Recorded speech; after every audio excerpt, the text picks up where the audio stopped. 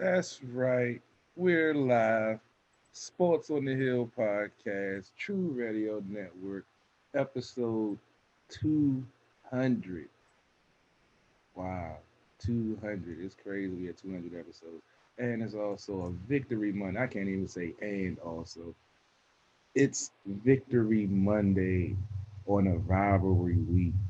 And it isn't a typical Victory Monday. This team dominated the Dallas Cowboys. And we're definitely going to go deep into this because after the week before losing to the Giants the way that they did, there was a lot of talk. And we went deep into it, so we want to go deep into the victory tonight. We also have Paul the boxing guy. Yes, we finally have Paul the boxing guy back on tonight to talk about some boxing. There was some matches this week, and I actually looked at a couple of them myself. And he's going to have him want to talk a little bit of football and a lot of boxing. And in the 9 o'clock hour, we're going to talk about this crazy World Series that's going on with the Dodgers up 3-2, looking to close out. And I'm rooting for Tampa to win the next two to not let the Dodgers win. But Robbie, how are you doing tonight, good sir?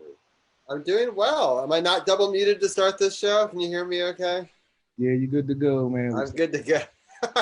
The last 3 times I double muted myself. So I just want to make sure we're starting off right. But yeah, no, things are great. Victory Monday. I had so much fun in the post-game show with you. I know that we're going to talk football all night, but that was a super fun 40-minute post-game show that I highly recommend. I haven't put it up on the podcast page yet, but when I post this show, I will also post that one as well because man, we have so much to talk about. Lots of great stuff. I already see that we've got many guests on the show, so I'm not going to get into it too much. I'm going to let them speak on it because I got to speak on it yesterday. But suffice to say, I was super happy. I loved our offense, defense, and everything about it. The World Series has been crazy, but some back and forth. I can't wait to have Brian Brennan come on a little bit later. You can see behind me, we are celebrating episode 200, as we said.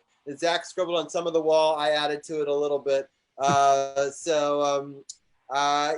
super excited. I want to shout out the new merch that I got. We just restocked on our website, SportsOTHP.com. Get the special Washington football team. It used to be called the HTTR series, but it's got the burgundy and gold, and I love the design. You get the big capital right there. I love it. On the back, it's got our logo and our website and all that sort of stuff as well. So I hope people can check it out. I see Carol's rocking some of our classic gear as well. And he's got all sorts of different stuff. And District of Champions, you see behind him and behind me as well there. And I just want to thank everyone for all the love and support. 200 episodes. We'll be talking about it all night long with all of our guests, some of their favorite moments. I've got a top 10 that I'll do at the end of the show of some of my favorite moments. And super excited. I was praying all week that we'd have a Victory Monday to talk about it with because that's all the much sweeter to be our arch rival. The reason we became friends in the first place, Carol, is because we used to talk about Washington football. We called it the Redskins back then.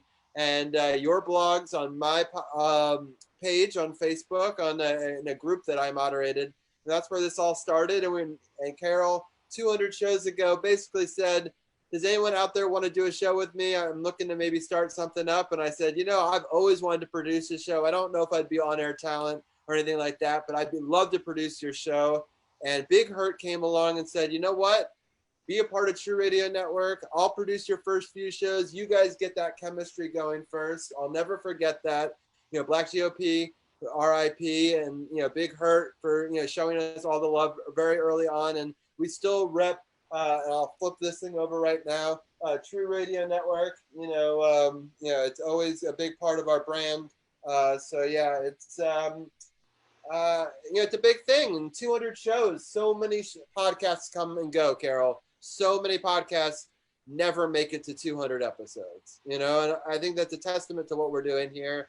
And I just want to take a moment from the start just to point that out. And we'll talk about some of our favorite moments throughout the show. But I don't want to hold up, Dugenet too long. I know that he's a busy guy and he's got a lot to break down with the football team. So I'll let you guys start rapping about it. I'm going to share it to a bunch of groups and update some posts behind the scenes.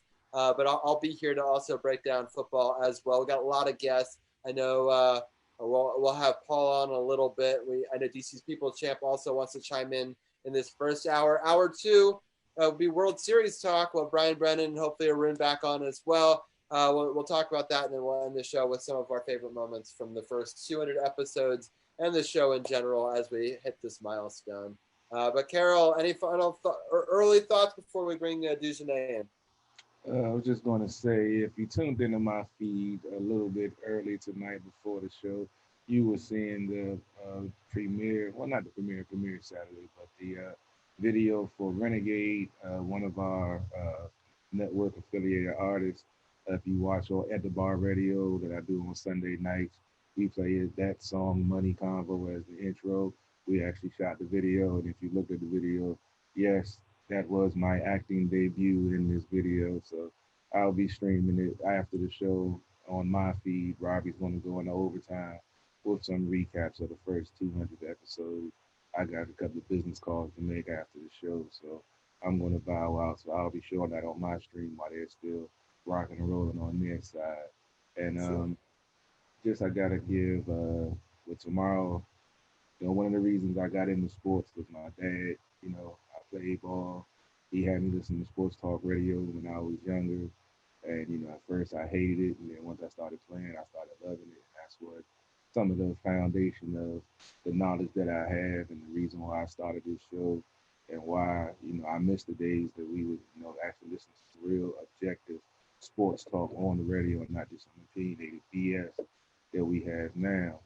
But I say all that to say this: tomorrow is the 16-year anniversary of his passing. I just want to dedicate this show to him because it's number 200, which ironically I didn't even take that into account that it was that. But tomorrow is the 60th anniversary, so yeah, it's just a lot of special things going on in my life right now, and this is one of the biggest pieces of it. And like I said, Carol, I have to ask you: did he love football as well? yeah, he played semi-pro ball. He loved football. His love for the Washington football team is what got me to love for the Washington. Maybe he was looking down on us on rivalry week. I didn't fully put that together, but I do believe in karma and destiny. That they put us together and things like that. And we were supposed to have episode 200 back in May originally. And then the virus hits, everything's put on pause 4 months, and 200 lands on our rivalry week where we all started talking Washington football. Right around the passing date. It's just it all came together. It's interesting, right? I feel that energy for sure. And well, rest in peace to your pops, Carol Porter, Junior, and you obviously, as his namesake, you've done him proud. So I'm sure that he's up there looking down on you, and he's very proud. Hey man, appreciate that, Rob. Yeah, go back to our first interaction. Yeah, you said it right. I put a post out, interested in doing the show. Anybody would have joined, and you chopped on, and we would just started with two of us. Now we got a team of 15, 16 folks that contribute, and without them, we also got to give them a shout out. Team SportsOTHP, Dujanet, who's on the line, Brian, who's always there, Room, Anna, Tim, Champ, there's been so many, and Paul, and even people who I know wanted to come on tonight, but we just were so full. But people like Sif, Dan's been so instrumental, and Hurt, and all these people, even way back when, we've had some amazing people. We'll talk a little bit about it in a little bit, but Diane, and we've had a lot of great guests like Doc and all those people. I've been we've been very blessed to have it. I mean, heck, we had the vice president of the Washington football team on our show this season, so that's pretty cool. We had an ex player who was on a Super Bowl, champion team and played for the Washington football team. We've had two players between him and Doc, on our team from different eras, that are not part of our generation per se, and that's pretty cool. So I feel very blessed to be a part of this. Yeah, man, it's a beautiful thing, and that's why we're gonna keep on doing it. And there's bigger and better plans coming for Sports on the Hill podcast. Just stick around. 2021. 2020 was a crazy year, but 2021 is going to be our come up. Just sit back and wait and see. You'll find out what's going on. Just follow my page. That's all I got to say. For sure. All right, with that, I think we can bring in Dujanet. Yeah, let's go ahead and bring in Dujanet. Let's get this Victory Monday conversation started. I think there we go. Perfect. What's going on, Dujanet? How you doing this Victory Monday, my brother? Not too bad. Not too bad. Busy, but yeah, things are good. I appreciate you taking the time out. I know you said you got a lot going on, so we're gonna get right to it. We saw a football team that looked like it played the whole 4 quarters yesterday. Looked like they had a solid game plan. Looked like a quarterback managed the game well. Didn't have too many mistakes. Didn't force the ball. Did his checkdowns. Defense stepped up, shut down the running game. Getting some feedback. Bear with me. Bear with me. Okay, there we go. And this team looked, totally different from the team we saw a week ago. So I guess we could take into account they had a good practice, and the quarterback actually, played within the system. I was rooting for a win, but I was not expecting the 25-3 beatdown that we saw yesterday. What are your initial thoughts on this Victory Monday of this rivalry week with 25-3 beatdown of the Dallas Cowboys? Um, they were fundamentally sound, more sound than they have been all year. They took advantage of a football team that appears to be worse than they are. Um, that's good. I'm look. They got to win, and they look good doing it. Everyone should be excited, but I wouldn't get too high or too low. We really don't know. This division is pretty rough, but for once, they weren't the team to that someone was going to get right on. They managed to handle their business yesterday. You look at the third downs; they were 9 of 15, so that was good. You have a team that had pretty good time of possession. Both teams had the ball for about 30 minutes, a little over 30 minutes or so. But the defense played the way that everyone thought that they would at the beginning of the year, and the offense put together, a nice performance. They ran the ball well, made plays in the passing game, wasn't anything awful, and they took advantage of a team that, I don't think we would have thought that they would have won the game, but it's a tale of two teams that are bad. So, I mean, I don't think anybody knew what was going to happen in this game and who was going to show up. But I'm sure most thought that the Cowboys would show up and play better than Washington has, especially when you look at the last couple of games. But hey, man, they came out and balled, and that's a good sign. That's a good sign. It's a sign of a team that's together. They're learning together, fighting together, and as long as they can keep that up, you know, we'll see how it goes the rest of the season. But definitely a good win for fans, and finally, it's not the Cowboys beating them, but they beat the Cowboys. So good. Yeah, I wanna delve a little bit deeper into that, just to the fact of the way that they played and the fact that they were focused and were able to. We saw the showing that the Cowboys had on Monday night against Arizona. And sometimes, well, most times in the past, when a team comes in after a bad loss, we're hoping that they could pile on and answer what happened the week prior. But now we actually saw them do it. We've seen other teams come in and get right on this team. Now we've seen our team impose their will on a team that was struggling and didn't allow them to be a jumping, a springboard for them to turn their season around or whatever. So that's something we've seen over and over in the past in recent seasons. So I just wanted to point that out. Yeah, and anytime this year that you could say that they haven't been prepared. I mean, the team's been prepared. It's just they haven't executed well. And here we are. Like you said, a team that suffered a bad loss. They come in and they were able to execute quite well against a team that is struggling. They're everybody's going through something football team wise, whether it's injuries or what have you. But in this division, it's a combination of a lot of things, and they took advantage of it. And they executed well. They did some things well that they had shown over the past couple of weeks periodically, but they managed to put it all together this week. And that's important. You want to beat the teams, especially in your division, and especially when they're bad football teams. So we really don't know how good or how bad this football team is, and I don't really want to say the football team is bad. And in the sense that they're just trying to find their way. They're trying to establish different things and get a really good basis for what they want to do and want to try to do well. So it's just a matter of establishing consistency, and they did that. They did that on Sunday. No doubt, no doubt. Let's talk about Antonio Gibson and his breakout performance.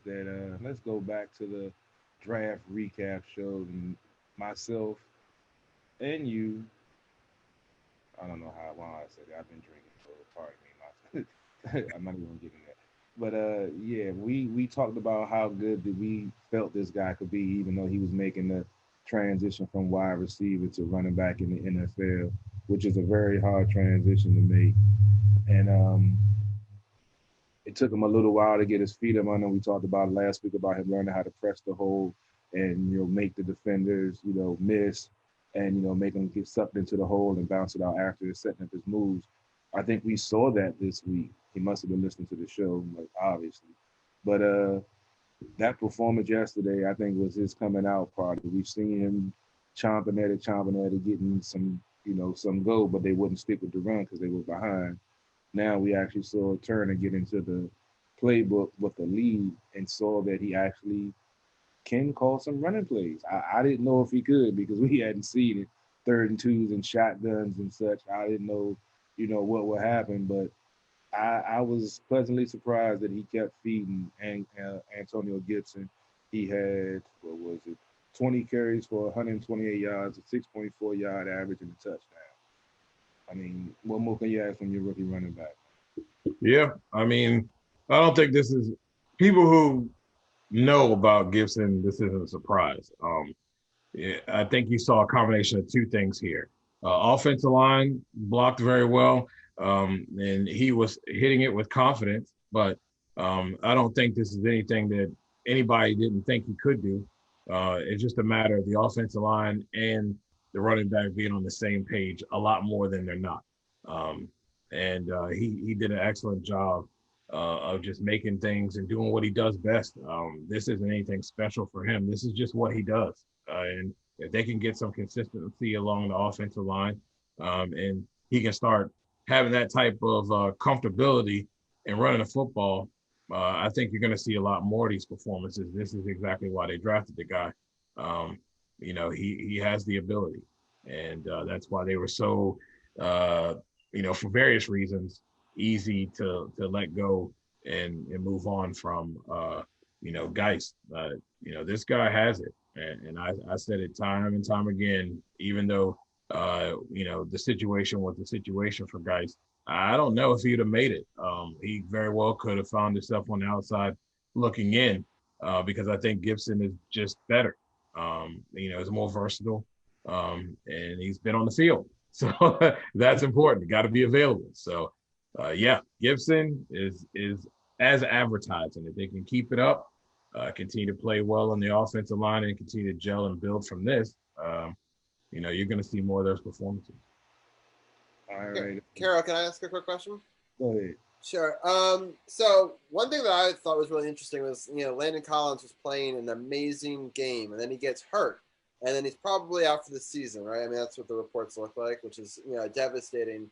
I saw some players step up in his absence and actually maybe play a little bit of coverage better than he was doing. He was great, stuff in the run and coming up, and he had made a couple of good plays. What do you think, Dugenais, from what players do you see need to sort of step up in his absence for them to continue to build on this and be able to beat the Giants in 2 weeks? I think it just boils down to the front seven continuing to be menacing and disruptive. When you have, I go back to Ron Marinelli's defense in Dallas, and they had very little up front other than DeMarcus Lawrence, maybe 2 guys up front, and maybe 3 guys out of the whole front seven, but they got after it. And defenses are successful when you get after it. You don't need prize fighters in the back on the secondary. You have guys that understand what they need to do in the confines of the defense and playing proper technique. And if the front seven continue to do their job and be disruptive, continue to do all the little things up front, the back end's going to take care of itself, whether it's Everett, whoever. I think, I know people aren't very fond of Apke, and he hasn't really shown, any consistency. But the bottom line is up front takes care of business. The back end is going to do its job and going to be able to really reap the benefits from it because they're not exposed having to cover for more than 5 or 6 seconds. So you getting that 7-8 second deal and your guys, your quarterback's running around patting the ball, somebody's eventually going to get open, and it makes the secondary look bad, but it really falls on the front half. So I would just say continue to be tenacious up front, get after it, make the quarterback release the ball quickly, and the back end's going to take care of itself. Yeah, it's really interesting because with sort of a follow-up, Ryan Kerrigan has been playing well. He's, I have said it many times in the show, he's my favorite Washington football team player, has been for years. I wear his jersey number. It's the only, player that I wear. And but there's talk that his trade value is at a high right now, right? He got a sack today. He played well within the system. It's tough because, he's had some down years, these last couple of years and some, down moments. And I feel like you're finally getting the resurgence. People are like, trade him while his value is high. He'll probably never get to this value again, right? And it's a tough decision, right? Because as a fan, I'm like, you can't let him go. He's my favorite. I'll be so devastated. But at the same time, from an analytical point of view, I think, oh, maybe they're right. Maybe you could get something in return. But Carroll's shaking his head. What do you think? His value as a veteran leader on this team and with the young pass rushers that we have, he'll be a priceless teaching on the field tool for them that'll help them, mature and become better pass rushers. We see the season, we all talk about Chase Young, so we see the season that Sweat is having. Quietly, he's having a nice season, and I feel like that's because of, the tutelage that he's getting under Ryan Kerrigan. Yeah, his trade value is high, but the man has said he wants to be a lifelong Redskin. He said that he would take the hometown discount to stay here. And in my opinion, if they trade him for some, supposedly person that's going to fill the hole up at the trade deadline, that if he was really a value, he wouldn't be going to the trade deadline, just trying to get some pieces for a team that's either, trying to decide if they're going to tank or go for the gold or whatever. I say, it isn't worth even having that conversation, honestly, in my opinion. What do you think? If you said this 3 years ago, I'd be interested. Just for the simple fact, I look at things from a different lens, but I will say that now is probably not the time to do that, unless I'm not turning down any trades. And I said this when it comes down to them having the number 1 pick last year, all of it, or a high first round pick last year, or even if they were able to get a number 1 pick last year, unless somebody's offering up some kind of offer you can't refuse, I don't think you trade Kerrigan, and I don't think that's an option now. Like you said, his value as a veteran player, he's kind of the last of Mohicans, so to speak. He's the last of that type of breed that this organization has had. And in the past, I don't think they've done some of those staple guys right. And I think this is their time to get it right. Allow him to stay here. He's willing to take that hometown discount. Allow him to do that. Allow him to be here and build up guys like Montez Sweat, who I know people weren't so high on last year, but as you can see, give him time, and you see what he's doing now. He's always had that. This is no surprise. Really comes down to scheme, but his value in the locker room is immeasurable. He's the Alex Smith of that defense, and I don't think that's something that you can take lightly when you're organization trying to establish a new culture and a new way of doing things. And he can be your guy to help implement that along with, the guys. I think it was Davis who they brought in, who's worked with Rivera to help that along as well. And, you let him retire here. So, yeah, 3 years ago, I consider it. I'll consider it now if you're going to give me, 2 years worth of a draft, or you're going to give me 3 first-round picks or something something like a Bill O'Brien type trade. It's like you're at home doing trades on Madden right now, not in real life. Right. Well, I'm happy to hear that. I'll be honest. I just, you read stories, right? And you read, the value, and, I'm so into it, as a fan. And we've always kind of brought that, Carol tries to break down the X's and O's, and I try to, I'm the diehard fan, but I roll with the team. I'm not one of those diehard fans that are like, let's fire everybody week 3. But, it's, and we're starting to reap the benefits. Imagine if we had, right? We never would have beaten Dallas, right? So I think I'm so proud of Coach Rivera for getting through some of that, because it's a slog in the DC media and through these fans. And I love them. I am a Washington football team fan, and, a Redskins fan, depending on who you want to talk to, right? But for me, it's like you got to believe in a system of change, and they got to move forward. And Ron is fighting cancer, and he's still putting his best foot forward. I mean, we haven't beaten Dallas in a couple of years, I want to say, and we haven't beaten Dallas like that in a long time. I can't even remember that. And we held them to a field goal in the first half and nothing in the second half. It's literally, they never touched the end zone against us. I literally cannot remember a time. And I know Dallas isn't playing well, and they've got injuries, and then we knocked out their quarterback, and that's dirty and whatever. But at the same time, like, to hold them out of the end zone, period,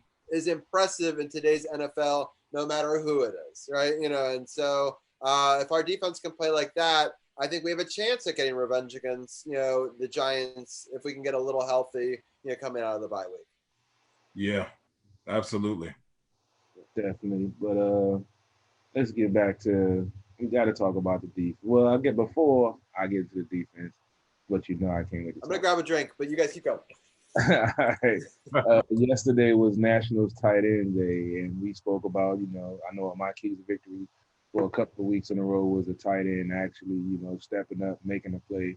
Logan Thomas has been showing flashes here and there, but yesterday he really had a good game on National Tight End Day, and there was a couple of tight ends that had some good days. I was just watching some of the highlights last night, but I'm gonna give a shout out to Logan Thomas because that touchdown he got, that showed that he really wanted it. Went up and got the ball, shook the man off, and took it to the end zone and would not be denied. So I'm glad to see a tight end actually making a play in the passing game, being successful at it. It's been a while. Yeah, he's a guy who can make plays. I mean, I think people expected him to blow the doors off immediately, and I think that's like again, it's hard to do when everybody's learning a system and learning how to operate within it. But he has great athletic ability, understands and knows how to use his body. When catching the football, he was going to eventually have a day like this, and it came up yesterday. So I expect to see more days out of Thomas as time goes on. Again, everybody's trying to find their way, and once they start to be more consistent, you'll start to see players like that, be able to show themselves and show exactly what they can do. But it starts up front. No doubt, no doubt. Let's start talking about the defense. Robbie got a little ahead of where I was trying to go, but we saw this defense get 6 sacks yesterday. We hadn't seen that since week 1. Every other week, I believe, it's only been like 1 or 2 sacks. So, they had a lead. They made the other team one-dimensional, even though they tried to keep some type of balance for a little while. And plus, we talked about them having a rookie quarterback in there, like he was scared for his life. But we saw this defense stop the run. I mean, they had a lead, so they didn't really get a chance to get the momentum to get the run going. Because we've seen Elliott, tear his team up before, but he's coming off a 3 fumble performance. They got him again for another fumble this game. He only had 45 yards rushing on 12 carries. And, once Dalton, even though Dalton was in the game, he only had 97 yards passing and was 9 for 19. So, and then that interception by Cole Holcomb, got to give a shout out to him, second-year linebacker. He had an injury issue early in the season, but he got back on the field, got a sack and an interception yesterday. So, I mean, that dude's balling out. Robbie talked about the hit on Dalton. John Bostic, it came out that he will probably get fined, but he won't get suspended. I saw the play. Am I going to say it was dirty? No. Could it have been avoided? Yes. And I think that's why he's going to get fired. I didn't think he had any ill intentions of trying to knock him out, but unfortunately, that's what happened. And these players got to realize for the safety factor and the penalty factor in the game and the momentum and all of that. I know you want to lay the wood on the quarterback when he's out there because it's fair game, but you got to know they're going to protect them and you got to be smart and you know they're going to try to dive. So don't try to go low with your helmet, because 9 out of 10 it's not going to turn out well. Let them slide, touch them, and move on. But I enjoyed seeing this defensive front impose their will. That was one of my keys to victory last week. Let the defensive line dictates the pace of the game and dictate the game. And they did that yesterday. And the back end played well. They didn't let anybody get behind them for real. They played solid coverage. And even with Landon Collins going out, like Robbie said, they stepped up and they didn't fold and didn't let Dallas do what they've done previously and come back from a long lead. A large lead and make it a game. And we've seen them do that against this team before. Right. 3.2 yards a carry. They only allowed 2.1 yards, I believe, in the passing game. So, look, you a little soft on Bostic. I think it's dirty and irresponsible. I've seen that play over and over and over again. It's clear Dalton's giving himself up, and you just decided to go for it anyway. You got to be smarter than that. That's not a play where bang, bang, oh, I was already in the action of. It's clear dude is sliding. He's going to get down. He don't want none of that smoke. And you laid out. You were horizontal with your shoulder right for the head. I mean, you know what's going to happen. So it's irresponsible. I will say this. There will be no suspension because the league feels when they eject a player that is their suspension, so to speak. They do not play anymore in that game. They feel that is enough. I personally feel like I understand the rules. In that instant, though, that's so irresponsible. He should be suspended for another game on top of the fine. It's just to make a point. If it was anybody else, I'd say the exact same thing. I don't care who it is. You had time. There's a lot of bang bang plays in this league that happen, and we know it. And there are a lot of times where it's just circumstances. Two guys are going down low at the same time, and one guy just so happens to get lower than the other guy, and their helmets incidentally hit each other, or you incidentally hit someone in the head. It's nothing malicious, but it was clear he was giving himself up, and you got to be better than that.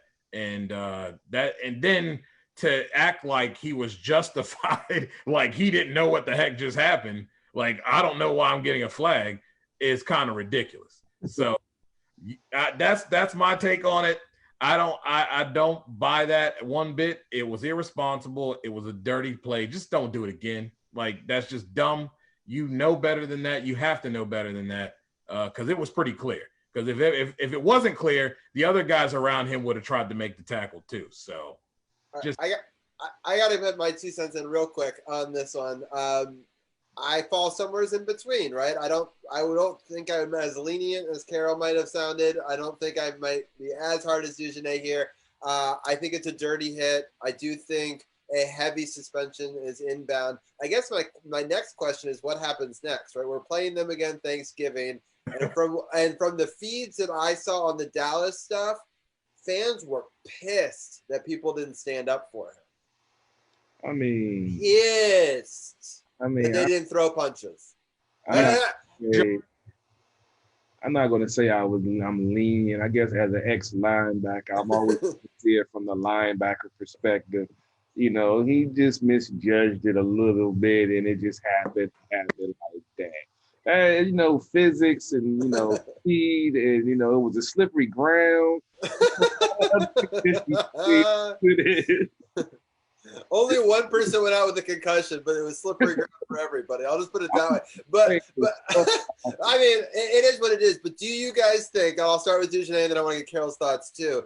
Do you think that anything happens in the Thanksgiving game? Does anyone try to go after him? I mean, you don't see that as much in hockey. You do. You don't really see it in football. But if there isn't a one-game suspension and he basically just gets a fine, I think they will want to. Maybe some kind of longest yard thing where they throw the ball right in his juju bees to see cup or not. But I'm sure that they would want to. But I'm sure that's something that the refs will be alert to coming into this game. Understanding, I'm sure there was a lot said, after that hit between the Dallas players and the refs and everyone else. And I'm sure that they contacted the league about it. If there is no suspension for sure, and there's just a fine, I think they're gonna see that they're gonna want to do something, and maybe they will try. But it's one of those things where refs will be alert, and I don't think it gets any legs, and they will tighten that up before it gets out of hand. Because if they don't, yeah, they will do something. Right. It's interesting because, like, Carol, we talk hockey a lot, right? There's, it happens a lot, retaliation stuff the next game. You don't see it in football, primarily. But that was, dirtier. And the I hadn't seen fans basically being like, it shows the heart of the Cowboys that no one stood up or barely did anything, right after that had happened. And they were like, they had already felt they had given up on the game. Versus like a hit in hockey can get a team, fired up. And like, I feel like it almost did the opposite. It was like, now our only hope in this game just went out, and it just from then on, it just fell apart for them. So, Carol, what are your thoughts on that? I mean, in my opinion, I think that it is going to be some type of retaliation because their coach, called them out in the post game, basically saying the same thing that y'all are saying now, that nobody stood up for him, nobody rallied the troops and got it together. So I think they're gonna be key, maybe not in on Bostic, maybe on Bostic, but I think they're gonna depending on where they are in the standings or whatever. Somebody's gonna do something, just the fact because the coach made the comments that he made in the media after the game, which if you didn't check out, he was basically saying, they acted like a bunch of punks because they didn't stand up for when that play happened because they felt it was dirty. And that's just paraphrasing. He didn't say that, but that's pretty much his sentiment during that post game. I feel I could be wrong, but that's what I felt he was basically. So the coach, I just want to clarify because I didn't actually see it. So the coach was basically saying that his team should have done more after that. Yeah, he's like, we didn't see any rally from our team after that play. Nobody basically, got intense about it or felt a certain way about their quarterback getting hit like that. They didn't pick the man up. Say that again. They didn't even pick the man up. Like they just kind of walked away from that man on the ground. Nobody even go over there to check to see if the man all right or nothing. And that's supposed to be the quarterback for the rest of your season. Yeah. Yeah. What's sad? I don't know if you guys remember Patrick Ramsey, but when he I used to feel bad for him because I don't know if he had got so upset at the lineman because he was getting sacked so much that it got to the point where he got sacked that they wouldn't even go. And I would sit there like, damn, they don't even go pick that man up after he just got hit by 3 big ass linebackers. But I mean, I don't know what to say, man. Did he say something to piss him off, or because he was shown on the sideline, going at Zeke when on that block that he missed when he got hit by Montez Sweat in the backfield. So maybe they don't like the redhead, redhead slinger, man. I don't know. I guess they that. I don't know, man. But yeah, their season is falling apart fast, though. I mean, right? I mean, it's just like 2 weeks ago you saw so much from Dallas fans, and you hear nothing right now. Like it's rumors that McCarthy's lost the locker room already. So exactly. Can you fire a coach after 1 year? I mean, Jerry will do anything he wants to do if he feel like he needs to. But like I said, I wasn't really a big fan of the Mike McCarthy hire because he's a so-called offensive guy, but he doesn't really, scare you. Aaron Rodgers made that offense go, not Mike McCarthy. So I was never really impressed with that pick as him as coach. I mean, I enjoyed it because I didn't figure they were going anywhere. But yeah, they're imploding big time, and yeah, I've Jerry be Jerry. Yeah, I have a question for Dugenais about that because so there's talk that he might, but the thing that's holding him back is Jerry Jones would have to admit that he made a mistake, as Carol's saying, right? That he picked the wrong guy, and Jerry Jones doesn't like to admit that he made a mistake historically. And he'll still fire him, but he won't say he made a mistake. He is a mistake, though. Yeah. Jerry is the mistake. I mean, let's be here. I mean, look. You had Bill Parcells and couldn't do nothing. I've been saying this for years and years. The bottom line is that no matter, Jerry hires people who he can put his hand up their backside and use as a puppet. That's it. Every coach outside of Bill Parcells have been people that he can use and manipulate and do things behind their back to basically erode what the coach is trying to build. And people don't look. If people are not looking to him as the authoritative figure, they always look to Jerry as the man. It's kind of like how it was here in Washington when you could go past the coaches and go straight to Dan. It's not a good look. It undermines the coach. And every time he gets a coach, instead of allowing them to be the powerhouse, he's still got his nose everywhere, all on. I mean, what owner goes on radio shows? I mean, it's not a good look. And then you get a guy in McCarthy who I was never high on. He's what Jay Gruden would have been if he had an Aaron Rodgers. Now he doesn't have an Aaron Rodgers, and he's just Gruden. So, yeah, it's just terrible. I can't argue with that. Real quickly, Sith has been commenting on our feed, and he's been saying a lot of great stuff. So I just wanted to point out a couple of his best lines. First of all, congratulated us, so I appreciate that. But he also thinks there are some fans that are salty today, smack my head. What we could talk about that a little bit later. There's fans that were like, we didn't beat him enough. We even saw that on Carol's post-game feed. Or they didn't do – I'm like, it's a win against a rival, and we crushed them. We didn't crush them by 50, but they scored a field goal. I'm not even going to look. You heard what I said last week about these fans, and I've been. I'm not even going to dignify that with him. I'm tired of that nonsense. It's just like they have battered, they have like battered spouse syndrome. It's true, man. It's like they want to leave, but they can't. But all they do is cry in the corner when they get beat up again. These to find a way to mess up a wet dream. I'm just gonna put it just like that. True. Yeah. Paul, the boxing guy. Come on, Paul. Go ahead, put your mic on. We didn't started having too much fun in this 200. We forgot we didn't had you on hold. Paul, you with us there, big bro? What's up, crew? Can you hear me good? Yeah, you're great. You're coming in. You're coming in. There we go. I was hoping y'all could hear me. I wanted to chime in at the end a little bit about the Redskins because I haven't been on in a while, and I always like to say I'm a Charlotte citizen, so I know a lot about the Panthers. I know all their players. I know all their coaches. I knew who they was gonna bring in. So I'm looking at the Skins, and I'm laughing at the media over the last few weeks, right? Because I don't think DC media knows how to handle a coach that's a leader that don't take nothing from nobody. Yep. So they were questioning him when he went for 2 the other week. I said, let me tell you something. He got a young team. The chances of this team actually doing anything substantial are minimal. When you want to breed a culture of winning and not just settling and aggression, that's what you're going to do. That's how Ron Rivera built these Panthers. He built the Panthers. He built Cam Newton. He built this team to who they were here, right? So when they ask him questions in the press, while he's kind of curt with a lot of the people, at the same time, he tell you straight up. What kind of made me angry was I love how a lot of people in the press have amnesia now when it comes to football, right? Like, I distinctly remember many times when the Redskins in North Turner had 10, 15-point leads, and they would start running the ball with 7 minutes left to run the clock out and lose, right? Or I distinctly remember when there was three or 4 minutes left and you'd be down in a probably 98% statistically unlikely chance you'll win, So they just start to run some basic plays to run the clock down to avoid unnecessary injuries, live to fight another day.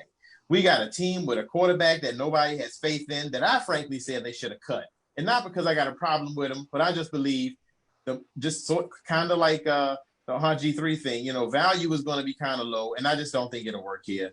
I'm happy what I'm seeing with Ron, whether their record is bad or not, because you see, even though it's inconsistency, you see building blocks now. And that's the thing that Ron has brought. Because my wife even said this, right? Get a load of this. My wife, who don't even watch football that much, over the years, all I've been talking about, watch these Redskins, and she would watch other teams play because we had Sunday ticket.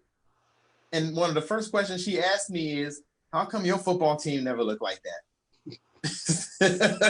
So now you're starting to see a football team resemble an actual football team with a semblance of discipline. We don't see too many stupid penalties. We starting to see complimentary players not be so selfish. I mean, look at this. Remember last year, fellas, when the local media was trashing Sweat because they thought he was supposed to come off the break with his, dynamic combine numbers and get 15 sacks as a rookie. Well, they must forget what it was like to have Charles Mann, Dexter Manley on the same line. They must forget what it's like when you have linebackers, when you have a nice rotation, you have people who can take up blockers on another side to open up and free up more space. I mean, think about this. Chase Young didn't have a sack, but he had 5 tackles. So I'm happy with what I'm seeing now. Kyle Allen, I've seen a lot of him. That dude is a turnover machine. Ron Rivera knows that. However, the criticism I have is Scott Turner really needs to work on being able to get this team to score early, because what we've seen, especially from this last game, is they play better with a lead. Meaning, if you got to rely on your passing attack, you are in trouble because that defense is going to have a hard time, getting off the field. So, but other than that, man, I'm happy with what I saw. I see a lot of the similarities of what I saw in Carolina in the off years when Cam was hurt a little bit, or in the years between the Super Bowl when they had some down years. I'm starting to see a little bit of things here and there, and I said it before, I'm gonna say it again. The addition of Thomas Davis as a leader in that locker room. Thomas Davis is a real stand-up dude and a legend. He was on the Super Bowl team when the Panthers played the Patriots back in like 2004. That's how long he's been in the league. This man, when I saw the video of Dwayne Haskins kind of shooting down Thomas Davis, giving him advice about looking down receivers, I was kind of stunned. Like, wow, do you know who Thomas Davis is? But, that's all. That's all I really got to offer about the Skins, man. Oh, sorry, Carl. One more thing. As the brother of a linebacker, as the brother of a middle linebacker / strong safety, and the cousin of an All-American free safety and cornerback, I have similar feelings as y'all about the Boston kid. Look, man, we know it's illegal now. We know you're not supposed to do that, right? I saw that and I said, man, you ain't supposed to be doing that. But at the same time, I mean, on TV, it's bang, bang to us, right?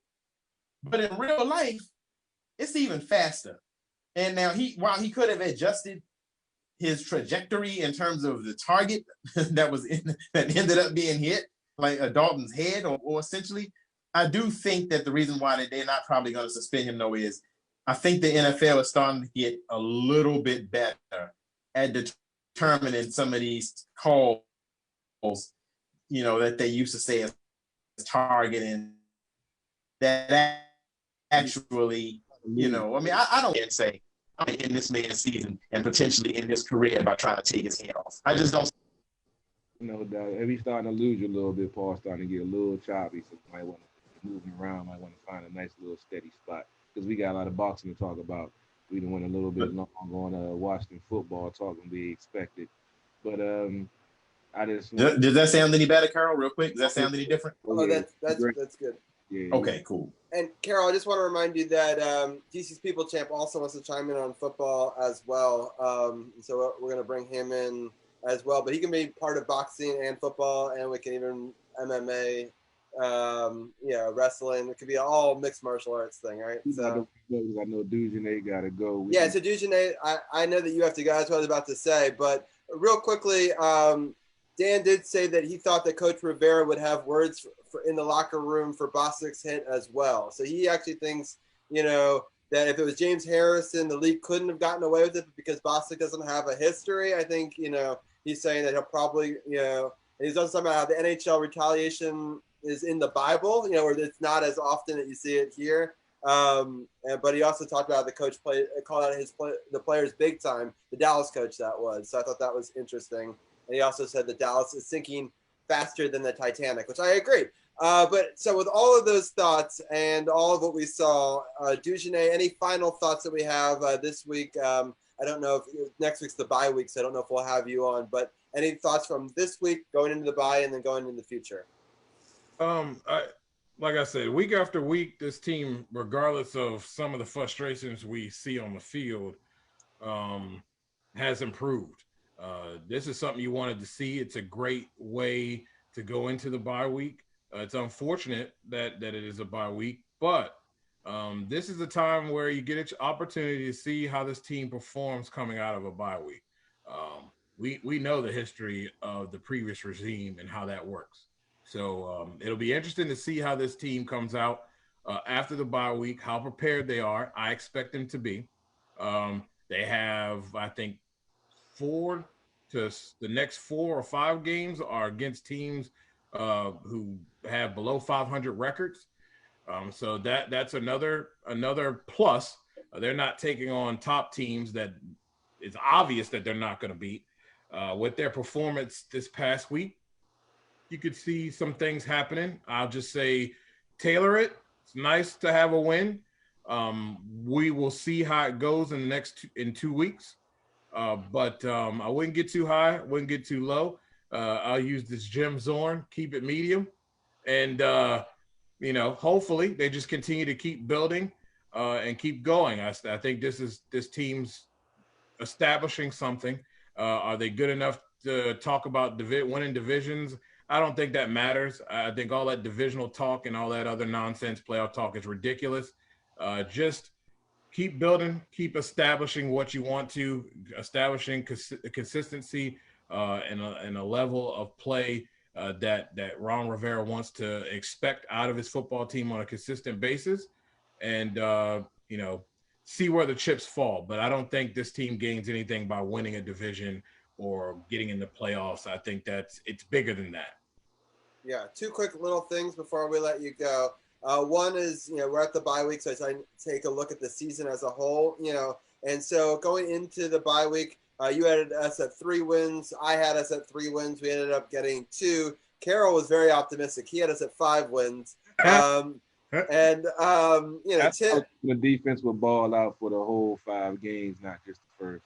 So Arun was wrong. He had 0 wins. Brian had only 1 win. Tim was dead on with 2 wins. Benson had 2 wins. DC's People Champ, who I'll have on in a second, had 4 wins. So it was just interesting to see across the board, where we're at. But coming out of the bye, what you were saying, Giants, Lions, Cincinnati, Cowboys for Thanksgiving. So you're right. 4 of those teams, that we could definitely beat up on. And if we could come out of that, with 6 wins and 5 losses, you suddenly have a winning record, right? So it's right there for the taking if they could take these incremental steps week after week. And you had us taking all 3. Carroll had us taking all 3. I had us losing the Giants but beating the other 2. But I also had us beating the Giants the other time. So I had it 1-1, so I could easily see it flipping the other way. So I just wanted to give people a little bit of a sense coming out of the bye week what we're coming with. But Dugenet, thank you again. 200 episodes. You've been a part of a lot of them. I really appreciate it. And I love getting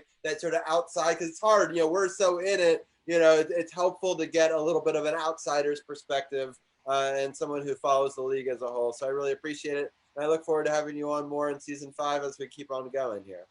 Yeah, man. It's been great. This has been fun. I don't even remember how I got lined up with Carroll, but he's kind of, I've been trying to mold him. He's done an excellent job, though. You guys are fantastic. The growth that from the beginning to now is amazing. You guys have a niche, and you've stuck with that, and I'm proud of you guys for that. I'm just proud to be a part of it, man, and I appreciate it so much. Thank you. Thank you so much. Appreciate it. Dugenet, thank you for coming on my live stream yesterday, brother. I appreciate you. Of course, man. That was always is fun when you do those watch alongs. Try to make sure I get in there and chop it up with you guys. Always fun with you and Sith, man. That was a blast. Made the show fun. For sure. That's awesome. Yeah. Yeah, me and Dujan even hooked up a minute from my writing days back on Twitter. We would chop it up for, had conversations. He was in the game, the sports media game.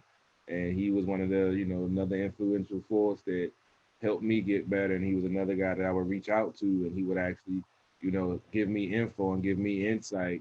And I reached out to other media folks, and they didn't, turn their nose up at me because they didn't know, what was what. But he's been taking the time to, be a mentor in this game for me, and I'm proud to say that, even though we've never met in person, we consider each other brothers. Whenever he does get a chance to get up here, I get a chance to get down there. We finally gonna meet up. But yeah, man, he's one of the folks that help inspire me. Want to do this and continue to do it, and know the sky's the future. Just got to keep grinding, working hard. Don't worry about nobody else, and just keep doing what you do. And that's what's help push me and keep us doing what we do here on Sports OTHP on True Radio Network, man. Absolutely. You guys got a good staple.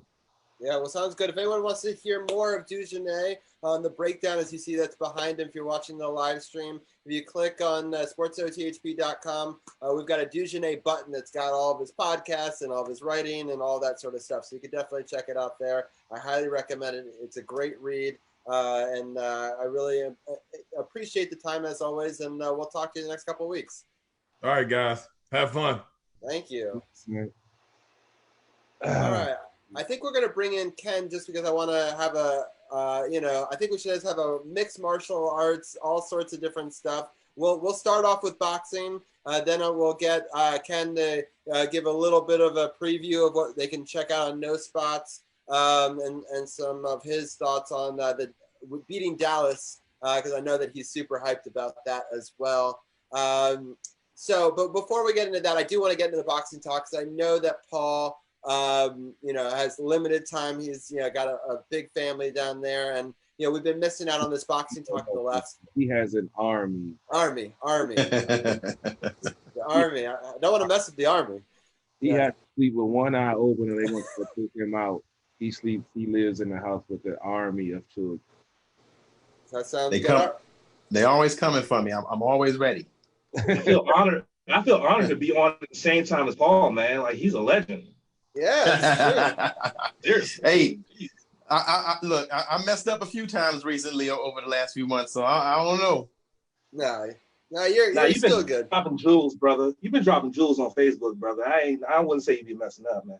Yeah. Oh man, I appreciate it, brother. I appreciate it big time, brother. It's just you can't be scared to put your opinions and your feelings out there. You know what I mean? Yeah. But let's go ahead and get into some of this boxing talk. It's been a minute since we've been able to talk boxing with you. Like I said, I was in the house this weekend, and I saw a couple of boxing matches on Showtime that I can't remember who they were, but it was some impressive fights. And I know you got some wrap-up of some fights previously, and we got some hot fights coming up. So go ahead and take it away, Paul, the boxing guys. I know we got a lot to cover real quick. Man, I love to make my predictions.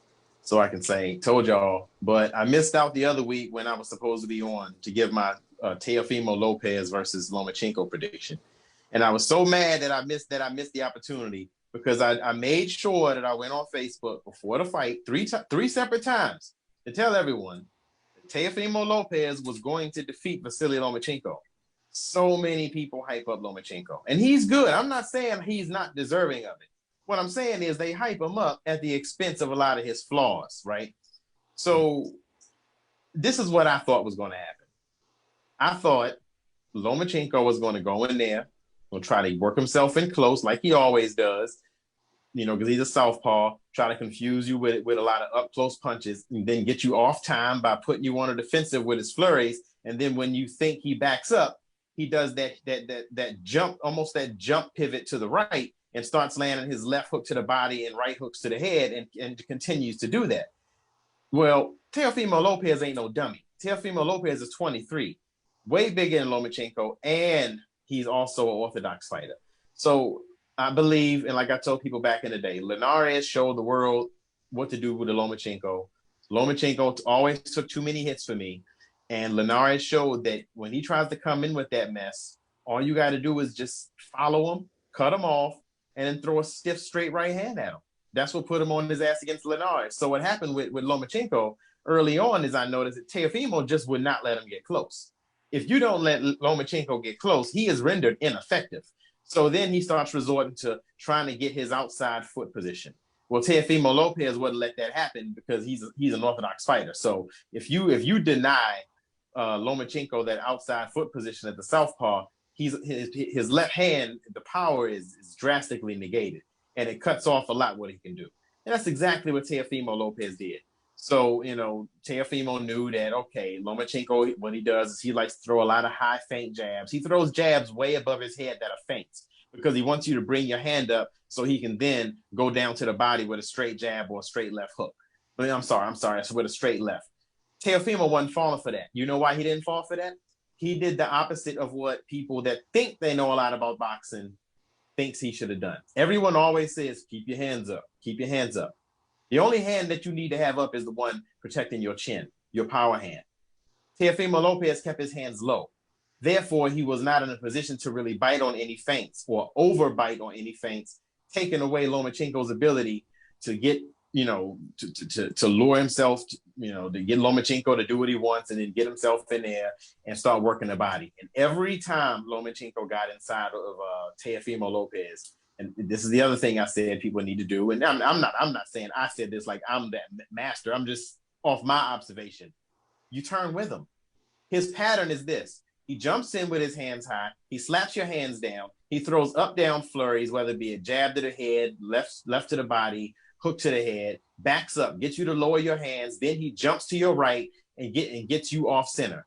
Well, if you just realize that when he finishes this flurry, just naturally, automatically, if you're an orthodox fighter, pivot to your left. Therefore, you've negated his pivot and you back faced up with him. That puts Lomachenko in a square position, and that's what opened up his body for Lopez to really take advantage and also land uppercuts. Now, I do agree, though, it wasn't a blowout now. I mean, Lomachenko started to get his groove later on because it takes a lot of effort to keep somebody off you for a whole fight. But at the end of the fight, though, I mean, Lomachenko just couldn't do enough to secure the win. And, people complain about scorecards. The scorecards, we may have one that was a little bit extreme, but I always chalk that up to three judges being in three separate locations, and I think that needs to change. But I think Teofimo Lopez deserved that win against Lomachenko, and I'm happy he finally unseated him. I expect a rematch, but I don't really want to see one because there's a lot of other fighters that's coming up fighting soon that are in the mix that should be fighting for those same world titles. No doubt. Yeah, I didn't get a chance to check out that Lomachenko fight. That's been crazy and busy, doing a lot of stuff, a lot of different things. So I'm trying to remember the fight I saw this weekend. I'm drawing a blank on the name. Did you get a chance to catch? That was on Showtime. You know what? I missed the Showtime fights. I miss those. I've been mainly focusing on the real big, like the big name people that we normally see as the blockbuster fighters that have been kind of not fighting all year because of COVID. They're all fighting now, right? So like your guy, Bud, Terrence Crawford getting ready to fight in a couple weeks. Go ahead and talk about my man Bud. Bud is the guy, and and look, I love Bud. And I do criticize Bud sometimes. I think Bud relies too much on being southpaw when he used to switch it up strategically. He's fighting Kell Brook now. Now look, people that don't know Kell Brook, they probably think that's the guy that got his ass kicked by Triple G and Errol Spence. At one point, Kell Brook was one of the top 3 welterweights in the world. He beat Sean Porter. His first real loss was to Triple G when he jumped up 3 weight classes. Ever since then, he's kind of been struggling with a lot of injuries. I'm gonna say this, man. I would be an asshole and say just to be an asshole and say I'm gonna call Kell Brook to shock the world against Terrence Crawford, right? But I ain't gonna do that. Realistically speaking, even though Kell Brook is a good fighter, and if this was 5 years ago, I may actually have called this for Kell Brook. I think Terrence Crawford is going to outclass him totally, out-counter him, and I think he's going to win by probably, I'm going to say, a mid-round TKO. Because Kell Brooks' fights tend to get stopped on cuts a whole lot. So I'm going Terrence Crawford by TKO. I can see that. I mean, I haven't seen Bud fight in a while. I don't know how long it's been before, not just with the COVID, but before that. But he's always been interesting to me because he has the ability to switch to southpaw and still have power and still be able to beat his opponent's ass pretty much. At will. Yeah. Any way he wants to. And that's what's impressive about him. It's like when I saw him fighting his last fight, southpaw, and I was getting irritated because he wasn't doing as well as I thought he should. And I said, damn, when is he going to go back to orthodox and end it? And as soon as I said that, Carl, he stepped up he set him up with a right hook from southpaw position, immediately switched to orthodox, hit him with an uppercut and like a 4-piece and knocked him out. So Crawford has the school. It's sort of like Roy Jones, right? Like he can knock you out whenever the hell he feel like it. You already know where I was going. I was about to say that's the generation version of Roy Jones. That Roy wasn't the best boxer, but he depended on his athleticism and his speed. And with those two things, when he was ready to take you out, it wasn't nothing you can do. It was just going to happen. It's just a matter of time. And that's just an inevitability. Yeah, whenever he was ready. He was going to do it. Was it going to be a body punch? Was it going to be a head punch? Was it going to be him with his hands down, you swing, you out off of it? It was like, how was he going to do it? And that's the way I feel like it is with Crawford right now, that he doesn't feel that there's anybody that can match him, maybe because he does have the ability to switch to southpaw and still have power.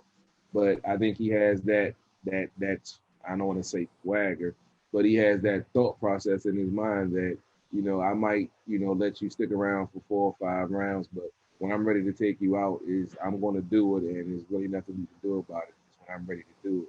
So, I mean, that's from me on outside. From outside looking in, I know you have a boxing perspective. You see it that way. That's the way I see it.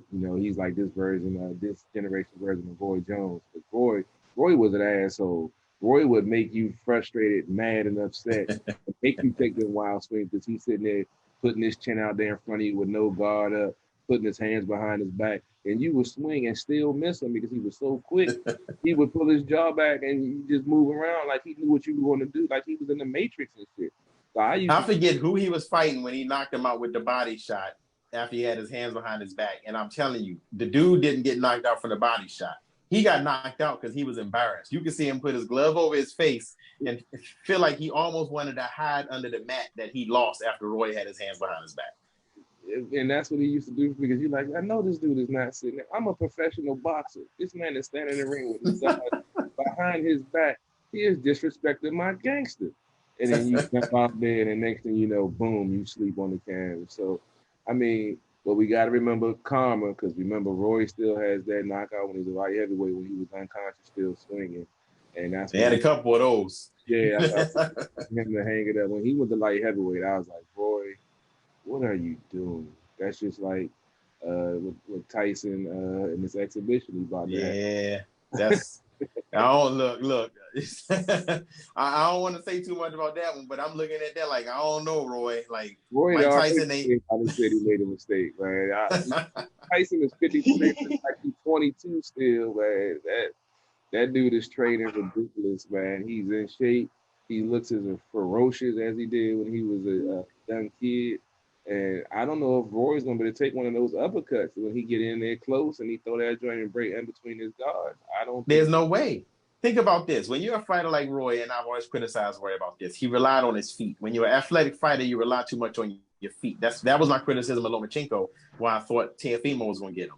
Your feet are the first thing to go. If you don't have great defensive technical abilities like Floyd Mayweather, Pernell Whitaker, Bernard Hopkins to fall back on, you can't move around all fight. So you think about this. Mike Tyson is going to be coming forward the whole time. At some point, every time you look at Roy's knockouts, he got caught trying to pivot himself off the ropes. And every single time. And I assume if he fights Mike and they do go all in, and Mike Tyson said the other day, because he's tripping again, I only know one speed. Well, there we go. I just hope, I love Roy, man, but I kind of don't want them to fight, even though I want to see the fight. because I just don't think it's going to end well for Roy, man. I love Roy. I remember the fight between him and James. I was just talking about this the other day with somebody. The fight between him and James Cody were both of them undefeated, and claiming the top of the division. They was going to be the next up and coming thing. And I was a Tony fan, and I was a Roy Jones fan. I was more of a Jones fan, but I was a James Tony fan too.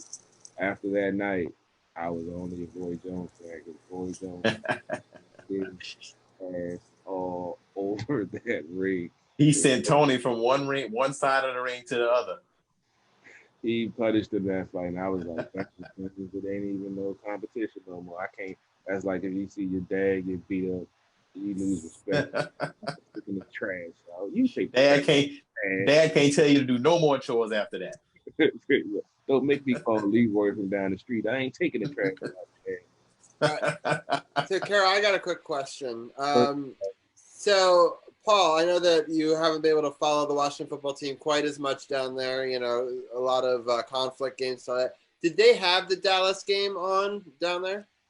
Yeah, what's strange to me is I canceled Sunday Ticket last year. No, 2 years ago. Now, I don't know if they're giving it away for free this year because of COVID, but all season I've had Sunday Ticket. So I've been able to watch them play. Now, typically when the Panthers have a game, that's at a different time. Like if they have a 4 o'clock and the Redskins have a 1 o'clock, they'll show the Redskins game on local. But somehow I got Sunday Ticket back and I'm not paying for it, and I canceled it 2 years ago. So I've actually been able to see them play, and I don't know how, but hey, I'm gonna use it if I got it. Yeah, that's great. So have you watched a lot of the games this season? Well, it took me about a game and a half to realize I could actually watch them. So unfortunately, you saw a bunch of losses in a row. We had 5 losses there. I missed the Philly game, of course. Yeah, of course, the Philly game is the one I missed. Right. That's how it goes. So real quickly, I wanted, since we're at Victory Monday, and I want to get your take on what were your thoughts on the beating of Dallas. Man, I love that they took what Dallas was going to give them. They knew what Dallas was weak at, and they attacked it. They attacked it, and they attacked it relentlessly. They did a great job protecting Kyle Allen. They did not give him the opportunity to fumble the ball away, to throw in the interceptions. They finally, well, I'm not going to say finally because Gibson has had his chances, but I will say they have the opportunity to feed Gibson and the running backs more, as opposed to having to just try to play catch up the whole game. So I was happy. I was, people complaining, saying we're seeing too many jumbo packages, too many, not enough movement at the line. I'm like, do you want them to pretend to be the Kansas City Chiefs and operate out of a spread formation with 4 wide every play, 5 wide every play? That's not what they have. Here's the thing. A good coach molds his philosophy to his talent. We got too many coaches in the NFL, retreads especially, that feel as though their system is superior to the talent they have. And that's why I'm so impressed with what Ron Rivera has been doing, is that he knows what he's working with. He knows the staff, and he knows he's learning, I guess, as we go along with more game experience and more game time, what he can and cannot ask and expect his staff to do and have a high percentage of success. Yeah, I want to follow up on that because I think it's amazing. So Ron Rivera's been through that 8-game losing streak with Kyle Allen, and through 2 teams, right? And so obviously the Washington football team, when they saw a couple of duds or not victories or whatever, they were like, they already wanted to throw in the towel. They already wanted to see either Alex Smith, try to be this old player to kind of bring it back. We don't even know if Alex Smith is that Alex Smith anymore. Or they wanted to go back to Haskins, but it seemed like no one had faith in Allen to continue the process. But Rivera sees something in practice clearly, and he believes in his guy, and he believed in why he brought him here, and he put together a great game plan for him. And I'm so happy for Ron Rivera. I had to give him a quick shout out for going through his final stages of cancer, with the treatment, and so congrats to him for getting through what must be a rough treatment while trying to coach a team. But for him to have faith in Kyle Allen and to believe in him against your arch rival, where it would have been easy to throw Alex Smith in there or to go back to Haskins, I thought really showed some balls, and I was very impressed. I really can't say that because it only makes sense. I mean, Allen's been in the offense for 3 years, so he's more comfortable. You have to give him at least a week or 2 to get his feet under him. And the second, last week besides the fumble and interception, he played a decent game. This week, he took the turnovers out of his game.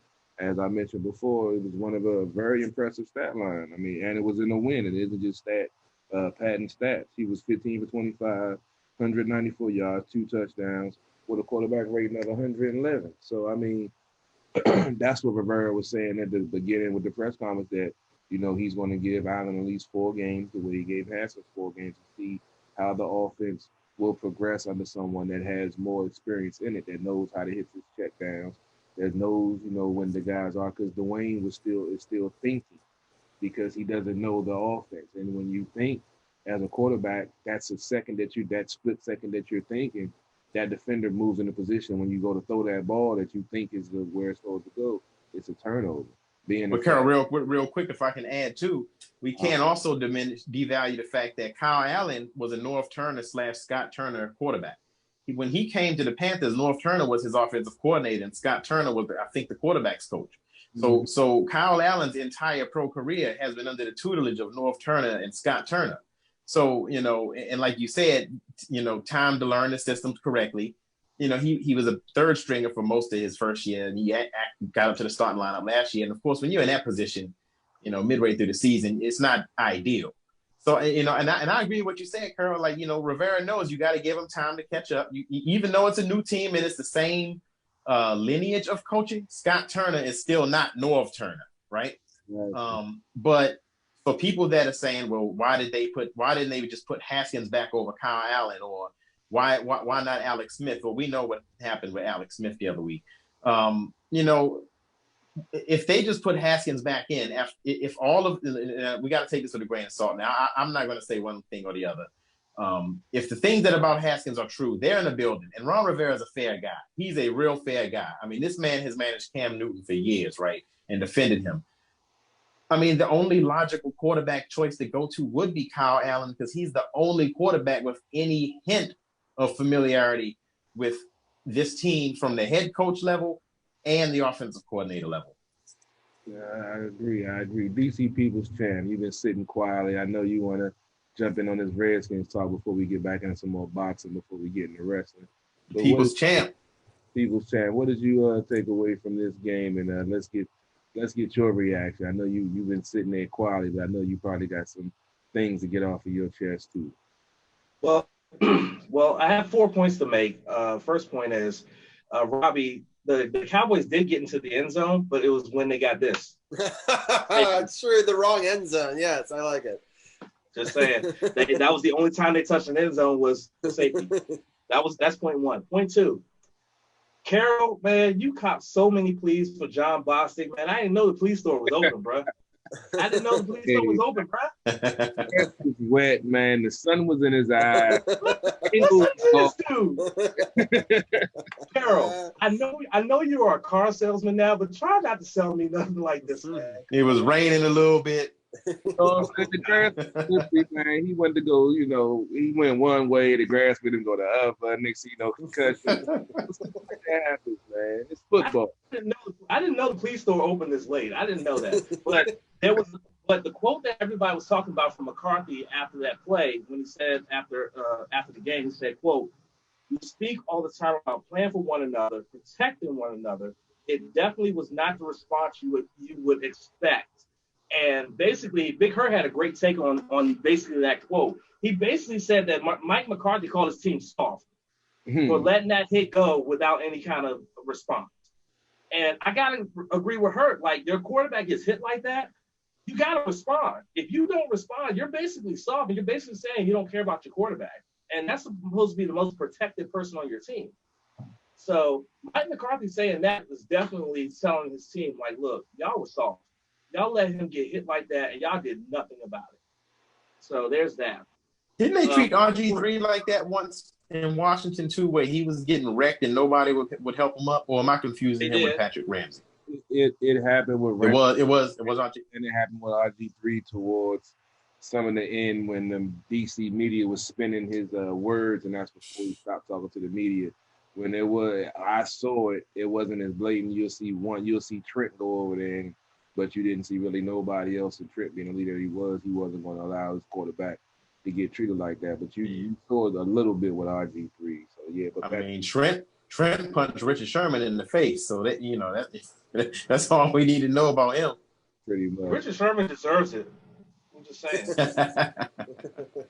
Anyway, but point three is I love the fact that the running game was finally able to get going. Antonio Gibson getting the Washington football team their first 100-plus yard rushing day since Darius Geis last December. So it just shows that you have a potent running game. It just helps that you're not coming from behind by double digits in order to utilize that run game. So it was great to see Gibson get going. It was great to see Kyle Allen be able to play the game and not make any mistakes. It was great to see that they were able to enforce themselves on third down and get the Cowboys off the field on third down a lot more than they normally would. So that was good. And my final point is this fan base got to shut the fuck up. Excuse my language, but I'm just saying, like, we win by 22 points, but yet a certain somebody felt the need to say, oh, they could have beat them by more. They had a weak O-line and a trash defense. Really? Really? You might want to shut up and watch the game, because that was as great a performance as you can ask for from a young team that is rebuilding. Is a 22-point ass whipping to your division rival, your all-time rival. I don't want to hear nothing else about they could have done more. Shut up. Just shut up. That's why I can't stand this fan base. Rob, you said earlier, oh, I love this fan base. No, I hate this fucking fan base. I do. Because they can't be satisfied. They can't be satisfied with getting a 22-point victory over their division rival. It has to be more. It has to be 30, 50, 60 points. No. Be happy that we beat our division rival going into the bye week. Period. Oh, Jesus Christ. You gotta love live, baby. You gotta love. They're frustrated. But they're irritated. I mean, I get it. That's why I dressed in the post game. But it is. They're never going to be happy. I said they're never going to be happy unless the Washington football team goes 16-0, outscores everybody by 300 points, only give up 10 points for the whole season, and win the Super Bowl with a 75-0 victory. That's the only way they're going to be happy. So and then somehow win the Pro Bowl too. Yeah, everybody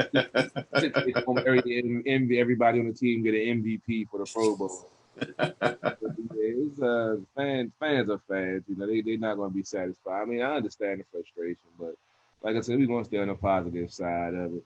But let's go ahead and get back and wrap up this boxing talk so we can get in the wrestling, and we still got World Series talk to talk about. I know Brian's been waiting to talk about this exciting series that I know he loves with Tampa Bay being in it. But Paul, let's talk about some other fights. We talked about Bud Crawford. I forgot. You said he was fighting. Who we got coming up next besides Bud? We got my guy who I've been telling everybody for years who is the one to beat Bud. We got Errol Spence finally back in action now. What I want to see is how is he going to rebound after that almost fatal wreck he had. He's fighting Danny Garcia coming up soon. So even though that should theoretically be an eliminator to fight Bud, it's not going to be. They're not going to fight because the promoting teams don't like each other. But we also have another guy, another great young champion, Devin Haney, 21 years old, world champion. He's in the mix with Teofimo Lopez, Lomachenko, and Gervonta Davis, and those guys. He's getting ready to fight Gamboa on November 7th, and I assume he's going to wreck Gamboa because Devin Haney, if you haven't seen Devin Haney fight, I'm trying to tell you, this dude right here is the truth. And we got Gervonta Davis fighting in a few, I think on Halloween. He's fighting Leo Santa Cruz. Santa Cruz says he's going to be aggressive. Gervonta Davis has his problems with, discipline sometimes. One thing Gervonta Davis don't have problems with is knocking the shit out of people. Mm-hmm. So I think if Leo Santa Cruz thinks that he's going to apply pressure against Gervonta Davis and that's going to hurt him, I think it's going to be a very, very short night for Leo Santa Cruz. So I'm hoping in 2021 we can see at least a mixture of a fight between either Errol Spence and Terrence Crawford, or somehow we can get this whole Tevin Farmer, Lomachenko, Lopez, Devin Haney Javante Davis fiasco done with. We also have Joshua back in action coming up again in December against Alexander Pulev. And Carol, your boy, Deontay Wilder, who cried about wanting the third fight in the trilogy all this time, always talks about people ducking him. Well, he missed the deadline on his contract to agree to the third fight with Tyson Fury. So now that's not going to happen. So Tyson Fury is stuck now without an opponent on December 5th because Deontay Wilder decided he didn't want to acknowledge the deadline to his contract for a third fight with Tyson Fury. Now, if Deontay Wilder knew he was going to do that, Joshua and Fury could have been negotiating a fight as opposed to the fight they have negotiated for 2021. So we'll see who's going to end up stepping up to the plate with Tyson Fury. And we got one more big fight. My prediction for the next great heavyweight champion, Daniel Dubois. He's fighting against Joe Joyce coming up soon. Watch out for him. The dude's 23. He's a wrecking ball. And I think when Fury and Joshua's days are done, Daniel Dubois is the heir apparent for the heavyweight division. Sounds good. Sounds good. Got some good stuff coming up. Hopefully we can get you back on and break it down when it goes down, especially the Bud Crawford fight. I'm going to try to see if I can get it. I know it's probably going to be on pay-per-view, but I'm going to try to Hey, Carl, let me be specific. I'm going to call it and be extra specific. I'm going to say Bud Crawford by left hook kidney shot knockout. Not the kidneys. Left hook kidney shot knockout. That's what I'm calling. You can book it right there. All right, I'm going to call my bookie when I get off the show, man. I'm going to see if they got that I can get some extra funds off us. Let me double check, Carol. I didn't say Carol Brook by body shot, did I? I said Crawford wins by body shot, right? Yeah. Okay, just making sure now. I didn't want to say the wrong name. I'm gonna holler at my landlord. He be doing a betting slip, so I know he know who to talk to. I'm gonna put some. I ain't gonna slip this time. You done been right about 95% of the time. I can use a little extra cash right now, so I'm gonna go ahead and put that on. But you said the 6th round, right? TKO. Well, I initially said TKO 6th round because of Carol Brooks' injuries, but I'm changing that to my official final word. I'm calling round 4. I'm calling Terrence Crawford in a southpaw stance is going to hit Carol Brook with a left hook to his kidney and knock him out. So round 4, kidney shot knockout victory for Terrence Crawford. All right, man. I'm looking at tomorrow with my bookie, so I got to use some extra funds right now. We'll look you the tape on now. But that's a bad. But let the folks know where they can find you at. I know you got a lot going on. Hey, man, y'all can find me on Instagram at pugilist_HQ. You can find me on Twitter at P from Charlotte, the letter P from Charlotte, all one word. Cool. Appreciate you taking the time, man. I know the Army probably waiting at the door to jump you as soon as you come back in the house. So I appreciate you taking the time out, man. We got to coordinate, get you back on. Once you hit the barbershop and get back human, looking like we can get you on a Zoom feed.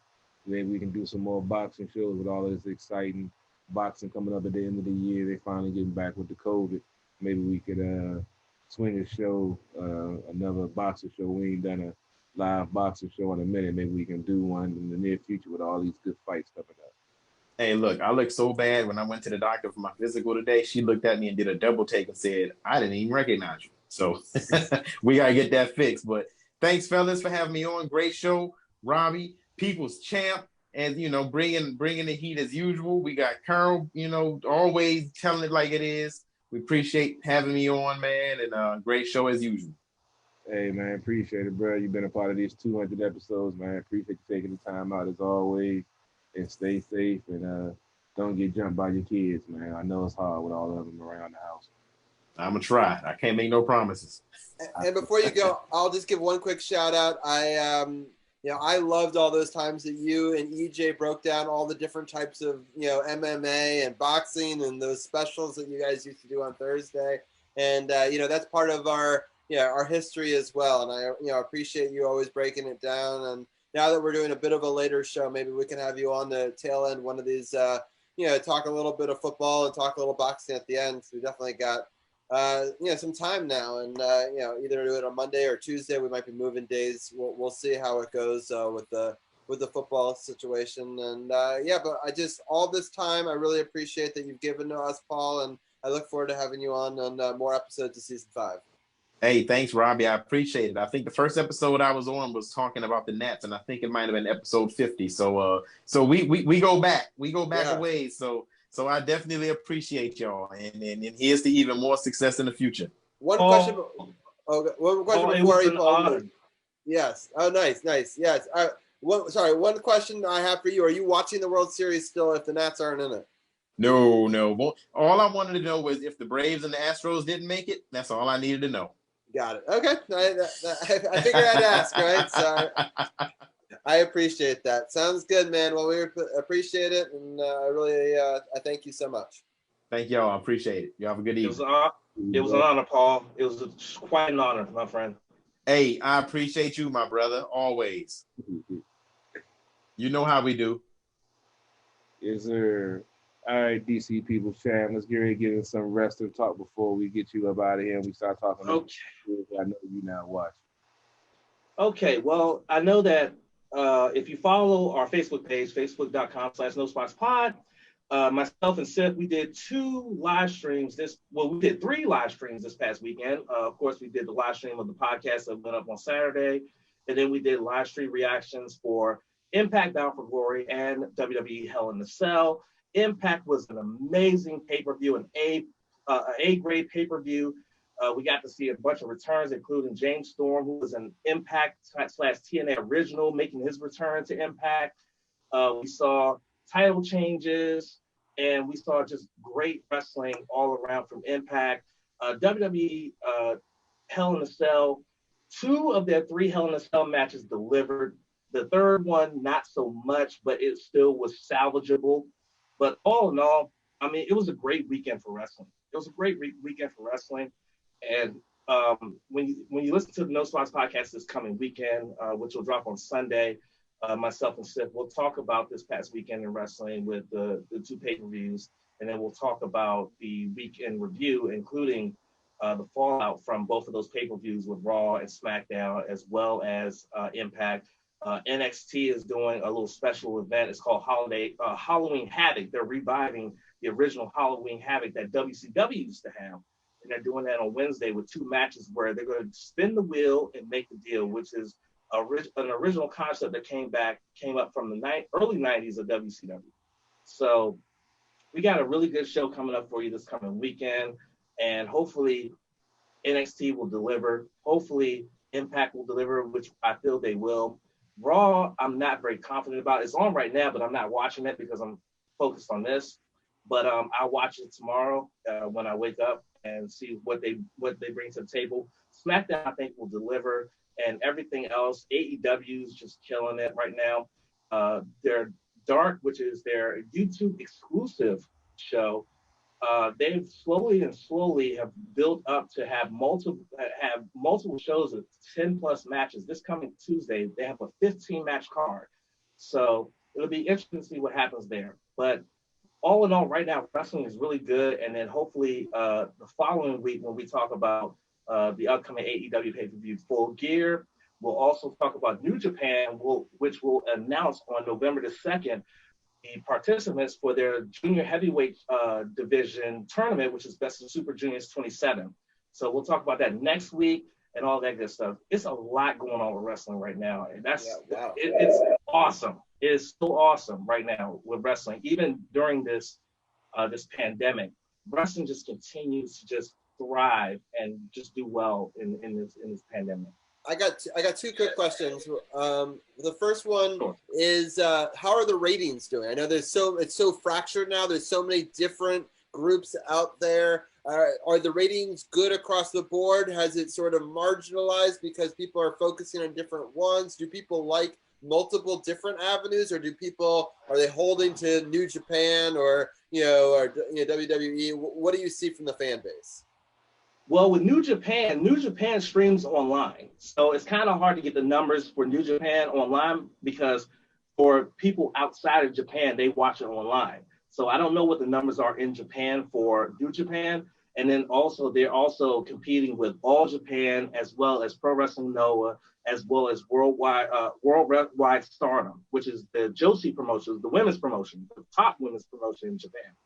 But when it comes to the Western part of wrestling, Raw typically averages just under like 1.5 to 1.75 million per week, which isn't very good, but it is what it is with this era. NXT continues to get around 600,000 to 700,000 views or viewers a week, whereas AEW is around 800,000 to 900,000. SmackDown typically gets around 2 million plus every Friday because they're on Fox. So they're on a network that everybody has. Whereas with Raw, everybody should have USA, but they're competing, especially now with Monday Night Football and things of that nature. So their ratings are kind of struggling a little bit. Even before Monday Night Football, their ratings were kind of struggling, mostly because the product is not very good. Impact is struggling because they're on a network that, and Sif said this on one of our streams this past weekend, that less than 50% of the country even has. They're on Access TV, which is owned by Anthem, which is the parent company for Impact. So their ratings are around under 200,000 per week. But I'm pretty sure they're getting a lot of views on Twitch because they live stream their shows on Twitch every week as well.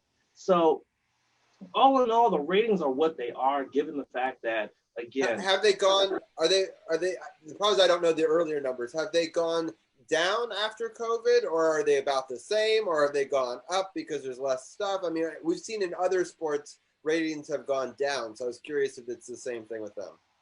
I feel like the ratings have gone down. I feel like the ratings have gone down mostly because when you think of wrestling, when you think of professional wrestling, you think of crowds. You think of the energy that the crowds bring to every show. And then now you're in a situation where now WWE is currently operating out of the Amway Center in Orlando with virtual fans, and they have piped in crowd noises. But it's not the same as having actual people there with chants and loud pops and things of that nature. Impact, they're operating in an empty studio. There's no one there except for essential personnel. NXT, they just started bringing in people for that, but they also have virtual fans. AEW and New Japan are the only promotions right now, major promotions, along with All Japan and Noah, that have actual fans in the stands. Though in Japan, it's 50%. It's not a full capacity. It's 50%. In AEW, it's 15%. So without actual full capacity fans, it's not the same. So a lot of wrestling fans, they're kind of turned off by that because they don't get to feel the same energy that they do when it's a full capacity show with a capacity crowd that's yelling and chanting and doing all of that. So I think that's a big component to why the ratings are what they are. Yeah, it sounds good. To piggyback on that, I definitely agree because the last time I tried to watch, I'm not a big WWE wrestling fan anymore. Ever since Stone Cold retired, I was the Attitude Era guy. I love that era. But he came on, I believe it was a few months back, and, I'm a diehard fan, even though it wasn't no fans in the stands. I said, I'm going to try to watch it. And he came out, did his thing, hit the four corners, doing it with no crowd. It just didn't feel the same. And after that, I haven't watched wrestling. Yeah, no. When they did that, and that happened in WWE's Performance Center, which they've recently revamped for NXT. And yeah, no, that did not have the same impact as it normally would if there were people in the stands. Like I said, WWE tried to do something like that when they started having their Performance Center trainees be crowd members and do all the banging on the plexiglass and the chanting and everything like that. But it just wasn't the same as having an actual crowd, which is why they went to the Amway Center and started what they call the Thunderdome, where fans can actually be a part of it, and they have piped in crowd noises in order to try to simulate an actual crowd. It's kind of a little bit better than what they were doing in the Performance Center, but it's still not the same as having an actual crowd in place. Though there is a lot of talk about, because Florida Governor Ron DeSantis has basically taken the gloves off when it comes to large crowds and large gatherings in Florida, that WrestleMania 37, which is coming up next April, will take place in Tampa, Bay, the Bucks' home stadium. But there's no telling what the capacity will be in terms of crowds and things of that nature. So we may see live crowds in a WWE arena possibly next year. Wow, that's crazy. Well, I always appreciate you joining and being a part of our show, and I found that stuff very interesting. I'm with Carol. I was more of an old school wrestling fan. I haven't kept up with it as much, but I really appreciate your podcast because I can tune in and catch a couple minutes of it here and there. And I love the new live video thing, so I can jump on, say hi to you guys, hear what you guys are, or get an instant reaction. So people are watching it live on TV. And if they don't have anybody with them that's pumped up about it and they want to get instant analysis, I highly suggest that they check out the No Spots podcast. And you guys really got it covered. We don't cover wrestling on our show as much, but we appreciate that you, as an extension, our fans can go over and enjoy it over on yours, whether they want to listen to it back or catch it live now. So I'm really excited for big things coming in No Spots podcast. I look forward to sort of the evolution of the No Spots podcast. So I really am looking forward to that. I definitely appreciate that, Robbie. I did want to say I did have a favorite moment when it came to Sports on the Hill. Yeah. And it's actually not really the show that comes on Mondays, but back last year when Carol used to do the pre and post games at Martini's, the one time that I did the pre and post game with Carol, and I actually got to meet you, Robbie, in person for the very first time. And that's my favorite moment from Sports on the Hill, because I got to talk to you online a lot and everything like that. But the fact that I got to meet you in person and see that, dude, Robbie's such a chill dude and so knowledgeable when it comes to this kind of thing. That's always going to stand out to me. We had so much fun at Martini's, and it was just a great time, just all three of us there watching football and just enjoying the atmosphere. That's going to always stick with me. I will tell you this sneak peek, because I'm going to do my top 10, but that makes the top 10 of top 10 moments for me. So you'll hear my thoughts on it in a little bit. But yeah, no, that's awesome. I really appreciated doing that. It was cool to see the victory over Miami together and to chill at Martini's. And I'm sorry that we couldn't do the pre and post games at Martini's, so far because of all this COVID stuff. But I know that Carol still has got those connects down there, and at some point, hopefully, we'll get back there for sure. Absolutely. Or another venue, don't worry. So we work things. We have a huge reach that folks don't even know about. I do a lot of networking behind the scenes. So if not Martini's, you're gonna see us popping up somewhere. You just stay tuned. Just stay tuned. Sounds good. I look forward to that. Well, I will bow out so that Brian and Arun can do their thing. My guys, Brian and Arun, love those guys, man. Love working with them with the round table. Can't wait to work with them with the round table up with the upcoming season. Sounds good. Well, we appreciate your time as always, and definitely check out the No Spots podcast if you want more of DC's People Champ. Ken, we appreciate your time as always, and we look forward to having you on soon. Thank you, guys. Appreciate y'all. All right. Easy DC People Champ. All right. With that, we're going to bring in Brian and Arun, and we'll switch gears here. And hello, Brian. I like hello. The flag. I like the flag behind you. Yes, thank you. I decorated my room a bit this week. Hope you like it. Yeah, there you go. I've been really loving your podcast. We'll talk about it more in the closing segments, but I haven't heard episode 3 yet, but it was dropped today. But I loved episodes 1 and 2. So I look forward to your baseball analysis. And Arun has been a part of the podcast since, I want to say you joined us like episode 15. I was trying to go back to the logs and find it. Some of those old episodes are unfortunately lost to time. Arun, do you have any concept? But it was pretty early on, right? It was, do you remember what episode your first episode was? I believe it was like when March Madness, when Villanova was like making their run in 2016 in the tournament in March. Wow. If we started in March, so that could be episode 3. So it was right. It was right up there for sure. So we've been able to break down so many different sports, and I really appreciate that. And Brian, my friendship started by me joining your podcast, and then you coming on our show, and For the last 3 years, you've kind of taken a hiatus from your show and really been a big staple on our show, even being a part of some of these summer times when I've taken layoffs for, the birth of Zach and, for taking some time just in the summer. I really appreciate you stepping in when I've not been here, but also being a part of Baseball Talk, for this season as well. And it's been a really great friendship and a really great time. But Brian and Arun and I will break down some of our favorite moments at the end of this show. But for now, let's switch gears and talk a little bit of baseball. It's been an exciting World Series.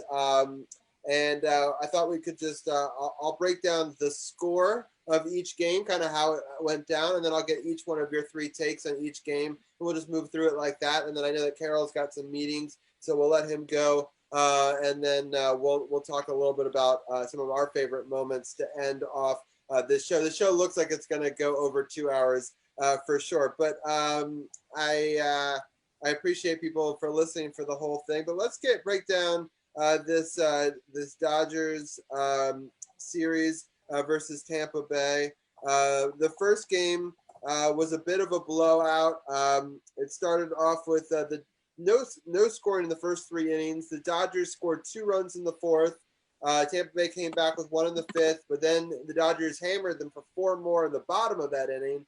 They added 2 more in the bottom of the 6th. Tampa Bay added 2 more in the top of the 7th to make it a little respectable, but at that time it was already 8-3, and there were no runs in the final 2 innings. I'm going to start off. We'll start with Carol. What were your thoughts on LA's sort of drubbing of the Rays in Game 1?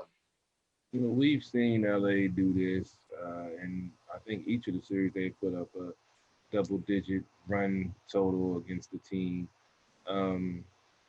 They have a great offense. They have quality pitching, and they can manufacture runs when needed, not as they want all the time. But they definitely have a capable offensive squad, and I didn't like seeing that to start the series off. And I was hoping that Tampa could rebound for Game 2 and make it a series. If they get the momentum after that win and then win the second one, who knows what'll happen after that? It could be a sweep.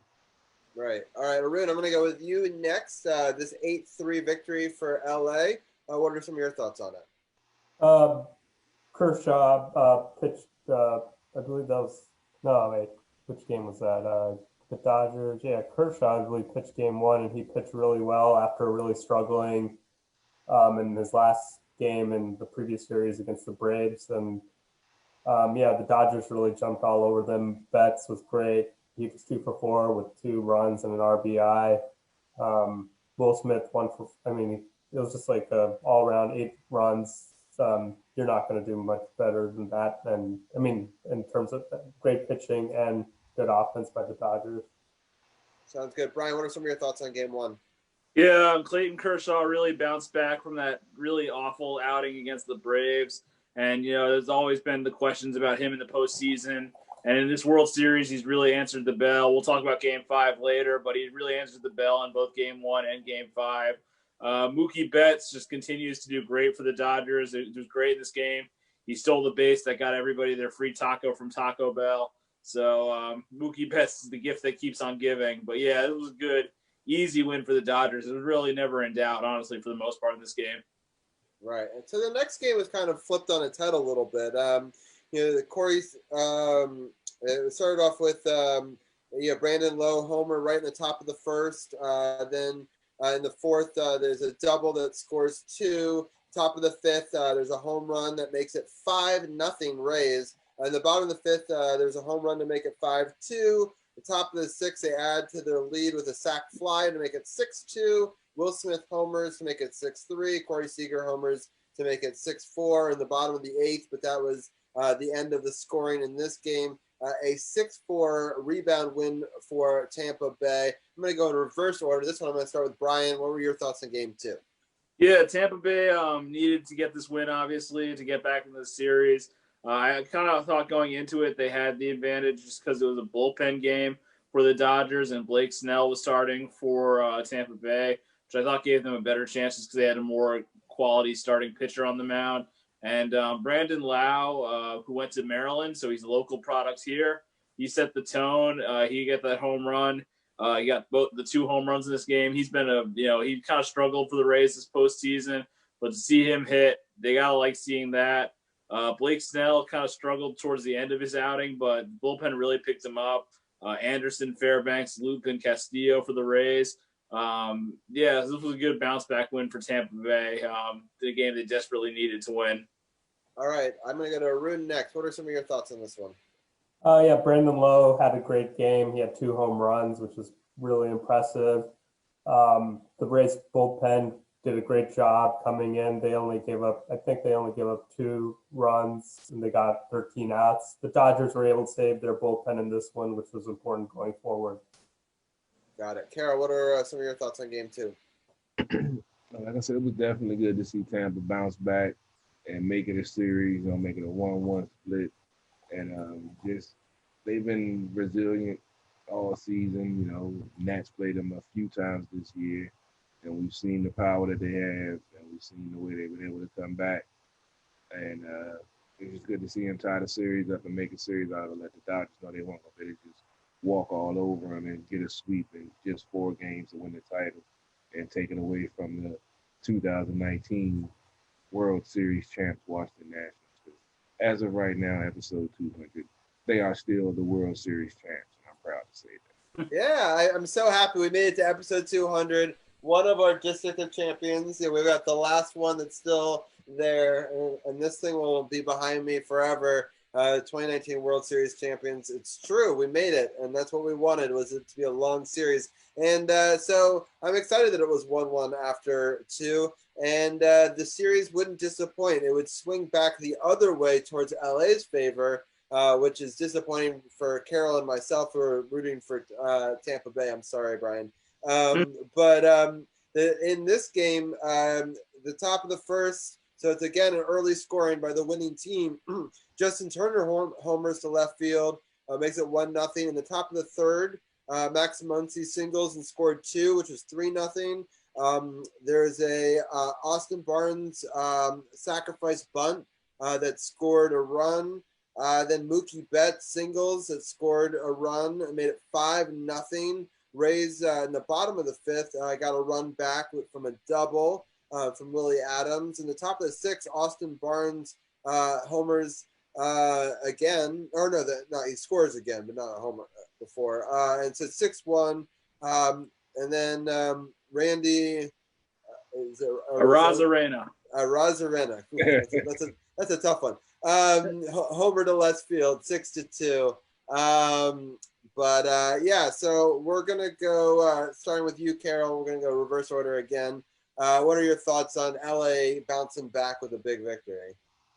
Man, it's just been the way this series has been. Punch, counter punch, find a way to win, trying to win the World Series. So, the Dodgers are favorite.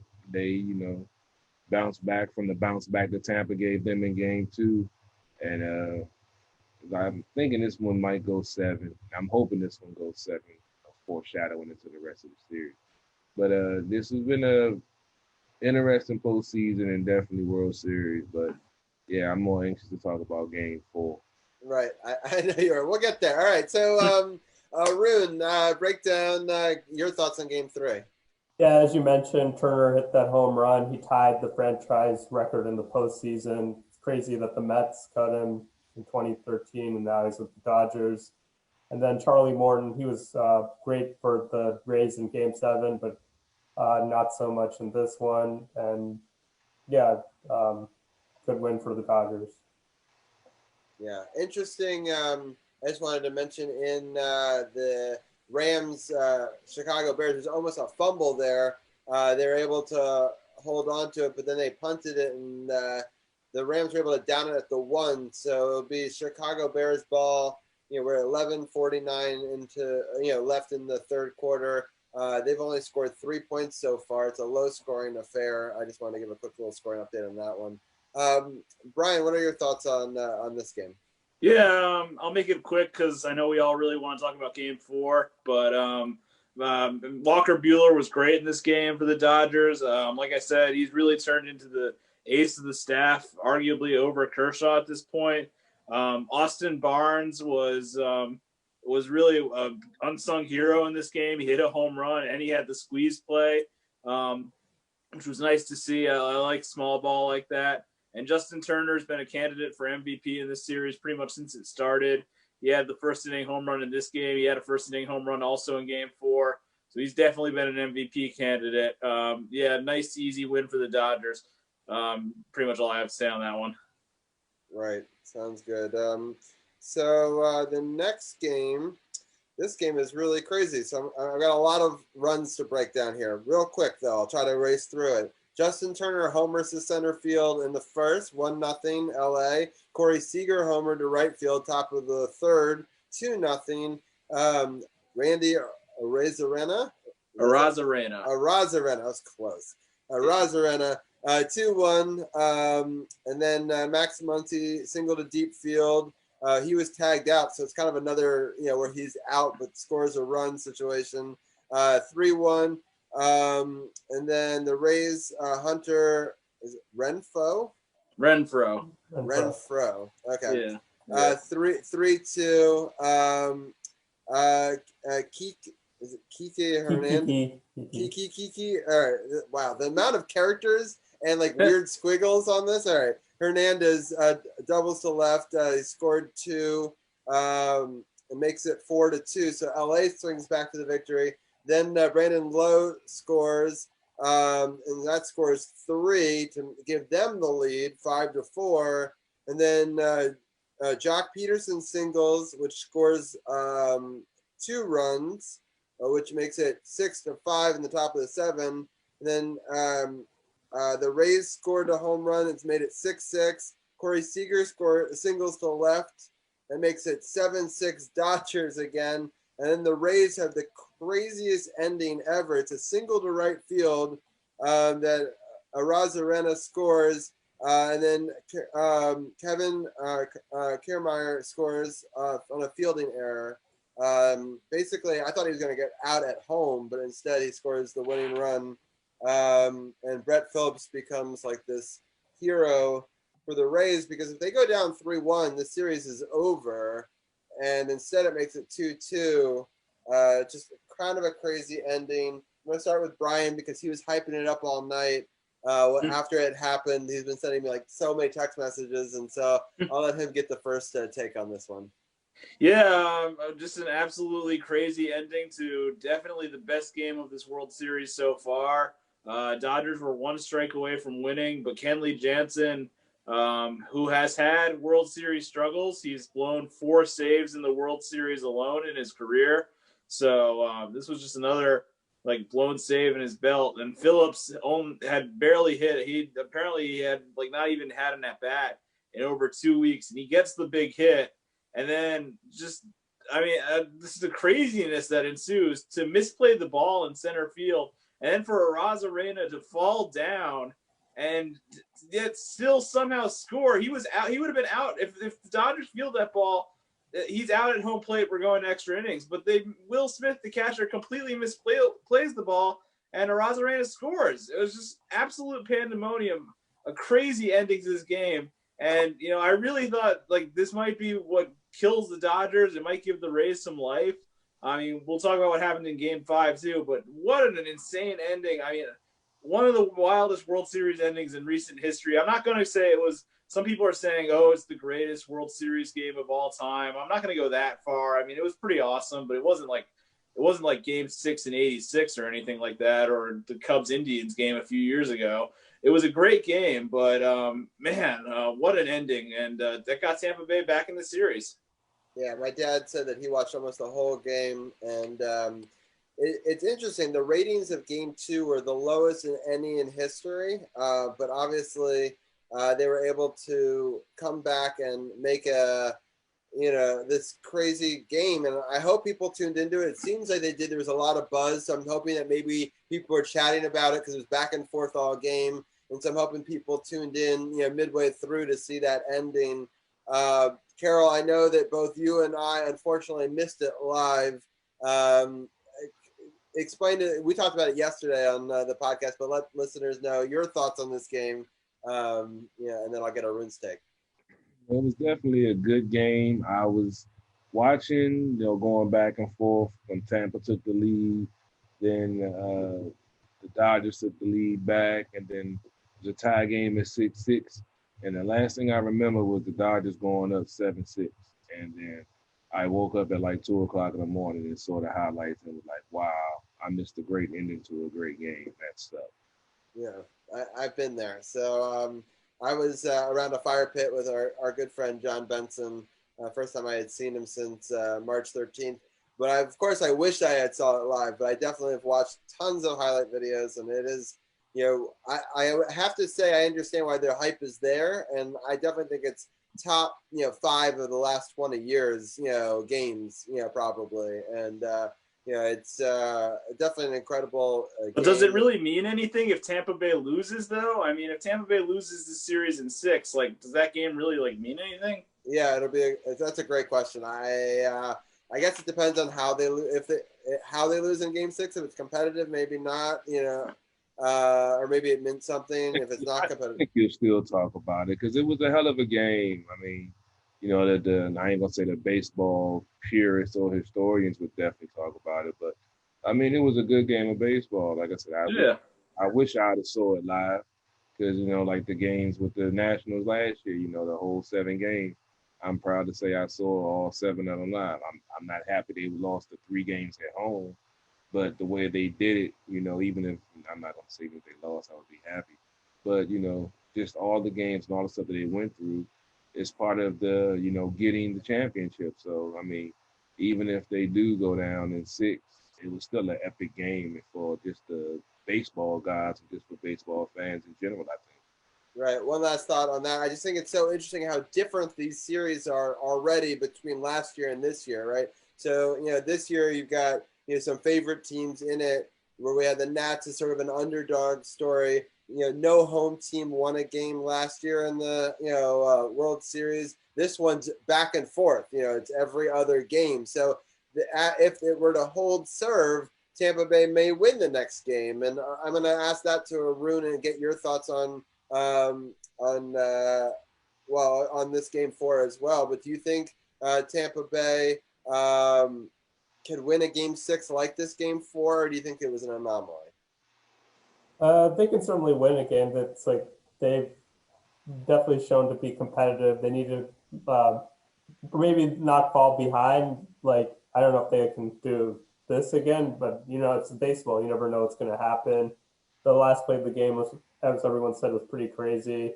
Chris Taylor was only in the game because the injury to Dollinger, and then they pinch hit for Taylor, and then it was just like a crazy throw. Muncy made a throw. Smith probably thought Sereno was like closer to home, but he actually fell down, and it was like pretty bad base running too, because I believe Arozarena was he didn't even touch third base when Taylor made the throw to home. So it was pretty crazy that unfolded. It was like, and it's pretty incredible. Niemeyer, I think it was his first hit in that's the way to come in and pinch hit. He was like running around. He's already celebrating before Arozarena touched home plate.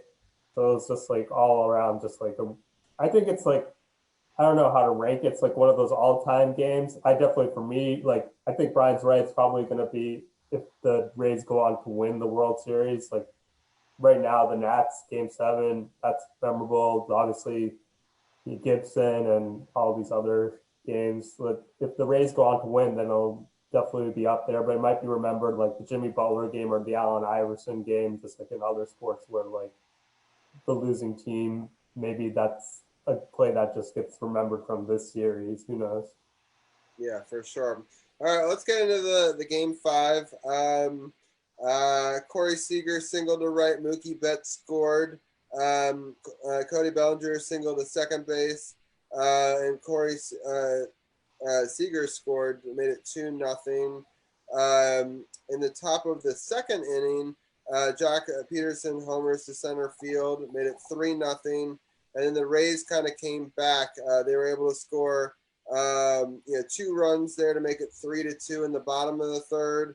But Max Muncy homered in the top of the 5th to make it 4-2.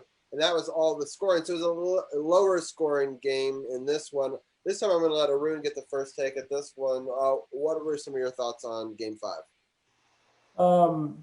It's definitely like the best, like both pitch sides, like game of the series. Like Mookie Betts, like you didn't know how the Dodgers were going to come out of this. Like at first, like maybe they were going to fold, but Mookie Betts, I think with a huge leadoff home run in the beginning of the game, and later he doubled 4 runs in this game. In the 8th inning, there's a big catch by Seager. It was like something like a 44% probability to catch it in the 8th, and the Rays had 2 runners on, and that was pretty much sealed the game for the Dodgers. And it brings us, and then Kershaw, of course, he pitched great. Joe Buck mentioned that maybe the last time he was in the World Series, it was like a bit overblown in the Astros when maybe they knew what pitches were coming, but he pitched great again in this one. And the Dodgers are 1 game away. We'll see what happens in Game 6 and if there's a Game 7. Sounds good. All right, Arun, Carol, what was your take listening to what Arun had to say, and overall thoughts on Game 5 and what you expect to see in a Game 6? Game 5 was last night, correct? Yeah. I was doing At the Bar Radio, and it got a little wild last night. I'll have to defer because I don't call Game 5. I didn't see Game 5. Yeah. I didn't know what Game 5 was yesterday. Yeah. I'll defer to Game 5 results to someone else tonight. All right, that sounds good. But if anyone wants to check that out, 3.5 hours of At the Bar Radio. I know that Carroll was celebrating getting some of his first sales, which I'm proud of him for, and also just shooting the shit and talking and just celebrating an awesome victory. And I'm sure it was a crazy time. So if you want to relive that, it's all on film. So it is, yes. Yeah. Go back and watch myself because I don't remember. It was 3.5 hours. I don't remember 2 of the hours. I got to go back and watch tomorrow on my day off to make sure I didn't do anything incriminating on air. So check it out quickly, and if you're watching this live, it may disappear. It will be Sounds good. Well, Brian Brennan, we'll defer to you then for your thoughts on Game 5 and upcoming thoughts for Game 6. Yeah, Clayton Kershaw, once again, I already mentioned it, and when we talked about Game 1, he's absolutely this year he's finally proving to be a great postseason pitcher. He's 4-1 this year in the postseason. It's shades of Strasburg last year, if you ask me, when he went 5-0. Kershaw's kind of having a similar run to that, and it'll be interesting to see if this series goes to Game 7, if Kershaw will be available out of the bullpen. The really dumb moment for the Rays in this one was when Manuel Margot decided to try and steal home plate with 2 outs, and I think it was the 5th inning or around then. I did not think this was a particularly bright decision because you don't want to give away any outs on the base pass, especially in the World Series where every out is so critical. Didn't think that was a good decision. I've seen some people say that admire him for going for it, but personally, that's not what I would have done. I would have, just stayed put, maybe try a safety squeeze or something. But I feel like stealing the bases.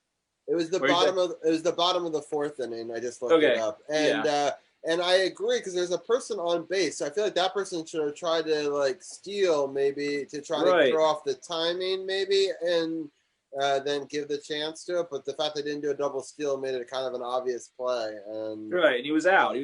I mean, it was close. I will say it was pretty close. It wasn't like he was out by a mile, but he was out. But I think if the person fakes like they're gonna run to second and then runs back, right? If they're trying to pick him off at second, that might give them the time that he needed because he didn't need much more. Where then I think it makes some sense. But I thought it would have had more of a chance of being successful. That's for sure. Yeah. But I just wasn't a huge fan of that move, and I feel like it really cost the Rays. They honestly didn't threaten much after that. Honestly, Kershaw and the Dodgers bullpen pretty much shut it down from there. Like Arun said, they've got a 3-2 lead.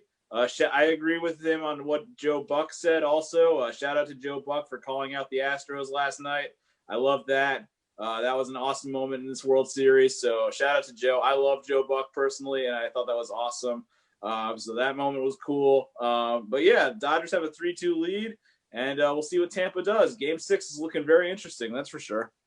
Yeah, that sounds good. All right. Well, I think that so we'll recap where our thoughts were. Carol thought we were going to win in 7. Tampa Bay was. I thought it was going to be in 6. Clearly, I can't be right. Brian, you said it was going to be in 6, I believe. Yes, for Dodgers the in Dodgers. 6. And then Arun, you thought it was going to be Dodgers in 5, which unfortunately can't be true either, I believe. I think that's what you said, right? Yeah. Yeah. So, Brian, you've got a shot at it, and Carol still has a shot at getting this right if it does go 7.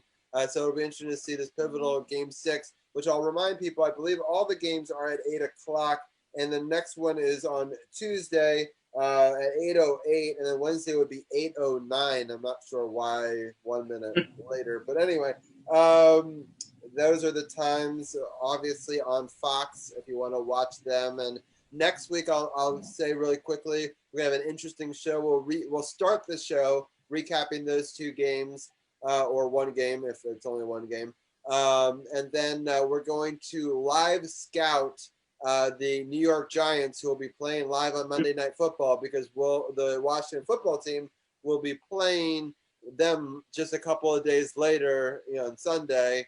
And so it's kind of an interesting opportunity to live scout the opposition. We'll have Brian here as a fan of the opposition.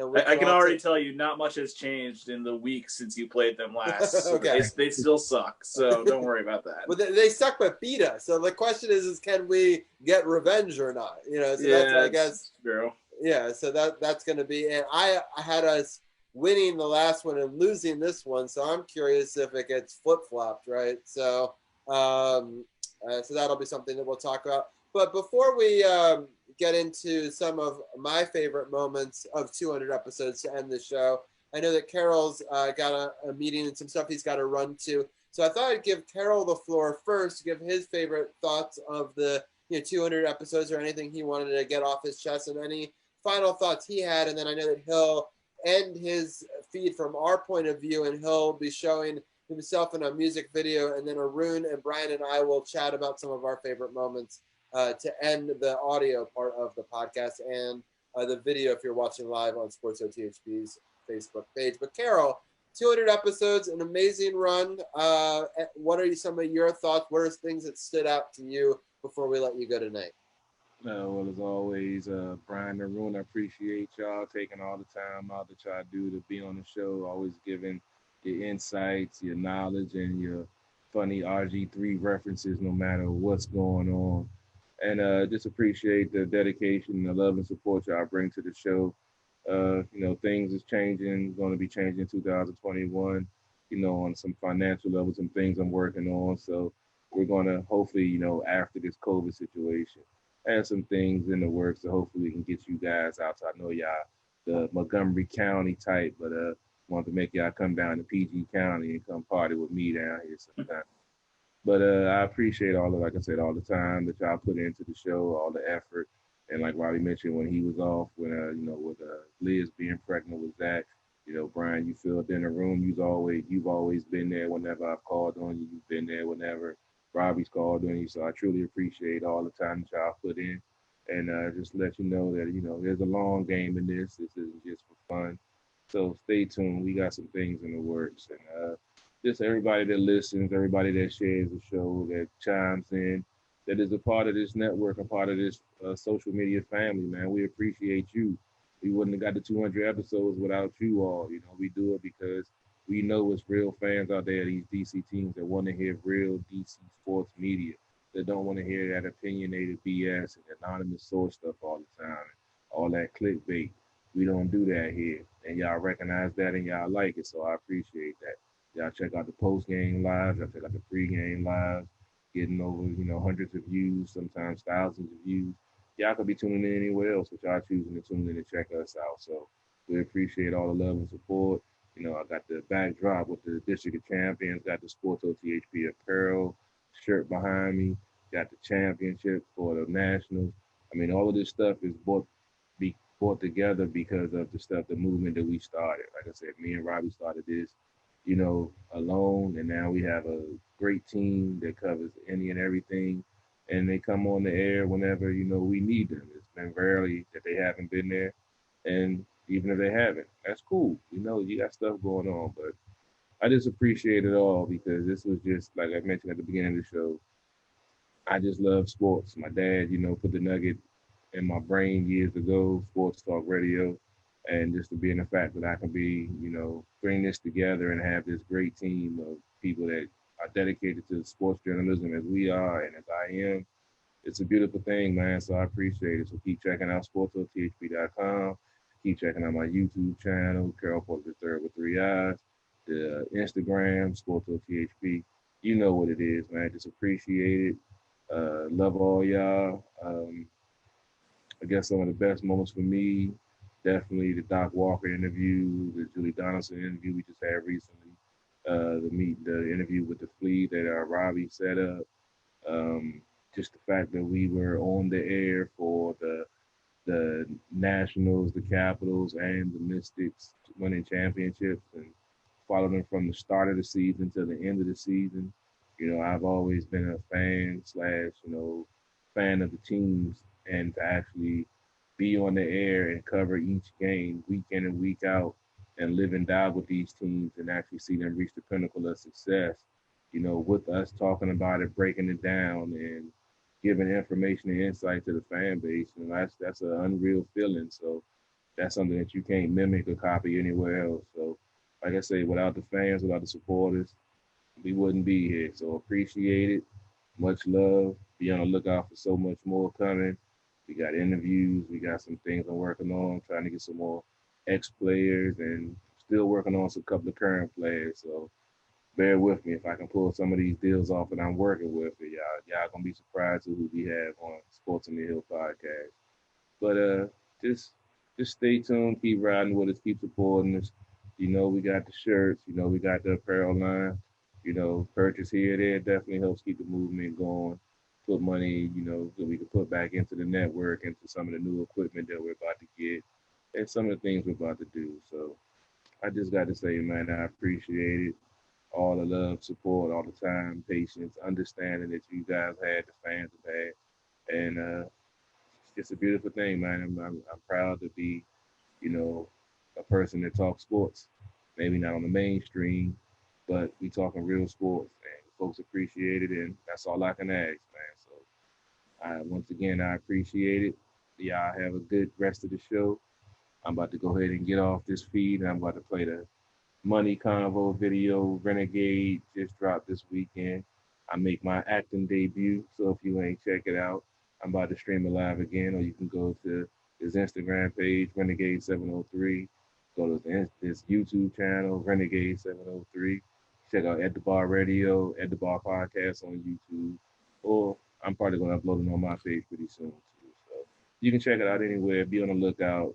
He already got over 40,000 streams of that song. So stay tuned for so much more. DC Sports About the Politics. It's not just a catchphrase. It's not just a motto. It's what we do. All right. Well, thank you, Carol. We really appreciate it, as always. And so I will see here. I'm about to get out of here. Y'all have a good rest of the show. And I'll holler at y'all later on, man. Thank you so much, Carol. We appreciate it as always. So we're gonna take that train and keep it rolling and think about all of our favorite moments here. Carol mentioned a couple of them. I'm gonna go through my top 10 list real fast, and then I'm gonna get your guys' take on some of your favorite moments to wrap up the show. And then I'm gonna talk to Brian for a second about what people could find out on his latest show as well before we get out of here. It's been an awesome episode 200. We're already 2 hours and 20 minutes into it. I knew it was going to be a long show. We had so many great guests already, and it's been a fun show. So I'll just go through my top 10 real fast. We'll start off with number 10, Grant Paulson, coming on season 2, episode 55. It was awesome. He was one of our very, very first guests on the show, like people that were, in the mainstream media. He was on the rise, just getting his own show. He's on the radio every day, and he was on like 4 different shows at the time, and he was even the play-by-play for the Valor, and so we got to talk about the Valor with him, which I thought was really cool. It's actually episode 10 in our top 10 episodes that we ran this summer, so if people missed that one and want to go back and listen to it, they can check that one out there. Number 9 is having friends like Tim, Brian, and Arun that you see here. Sith, and many others join us for so many great overtimes and videos and podcasts and, you know, all the camaraderie, you know, our group chats that we have where we're talking live during games, and especially like, you know, during this time, you know, the fact that we can't get together to talk sports in person like we would usually be doing. It's just been so great to have this every Monday for the last, you know, we're 14 weeks into our COVID season, right? You know, the season 5, where it's sort of been this wacky year.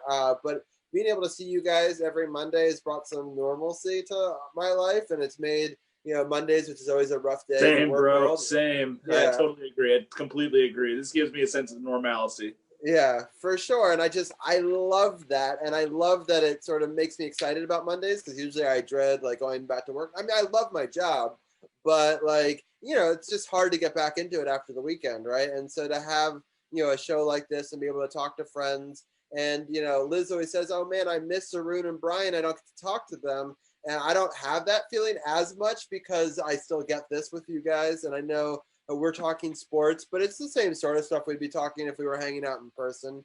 So I really appreciate that. So that's number 9 in the top moments. Number 8 is I love having people like Diane and Dugenais and other people who report on the Washington football team or the Redskins, depending on the year, over the years, and having them, and even Hawk Diesel, and there was other people throughout the years that came on the show. I loved our overtime segments that we used to have, where we used to have fans from different, you know, teams. We used to have, sometimes we'd have like 10 people on giving their picks, and we'd go for hours. That was before I had a kid, but I love those moments, and I love having, you know, these reporters who could give kind of an outside perspective. Now Diane is more inside, but she's, you know, an actual, you know, reporter in the building that can ask questions and also film stuff, you know, from practice. And so having her insight was great. And we've had Dugenais on earlier tonight, and, you know, his mentorship of Carol and myself has been, you know, pivotal, but also just having his perspective from the outside looking in, I think has been really great, because I don't want this, even though we're fans and it's all about the District of, you know, Champions and the Washington, D.C. sports. I like having the perspective. That's one of the things I love about having Brian on the show, to keep us humble, you know, giving the New Yorkers perspective.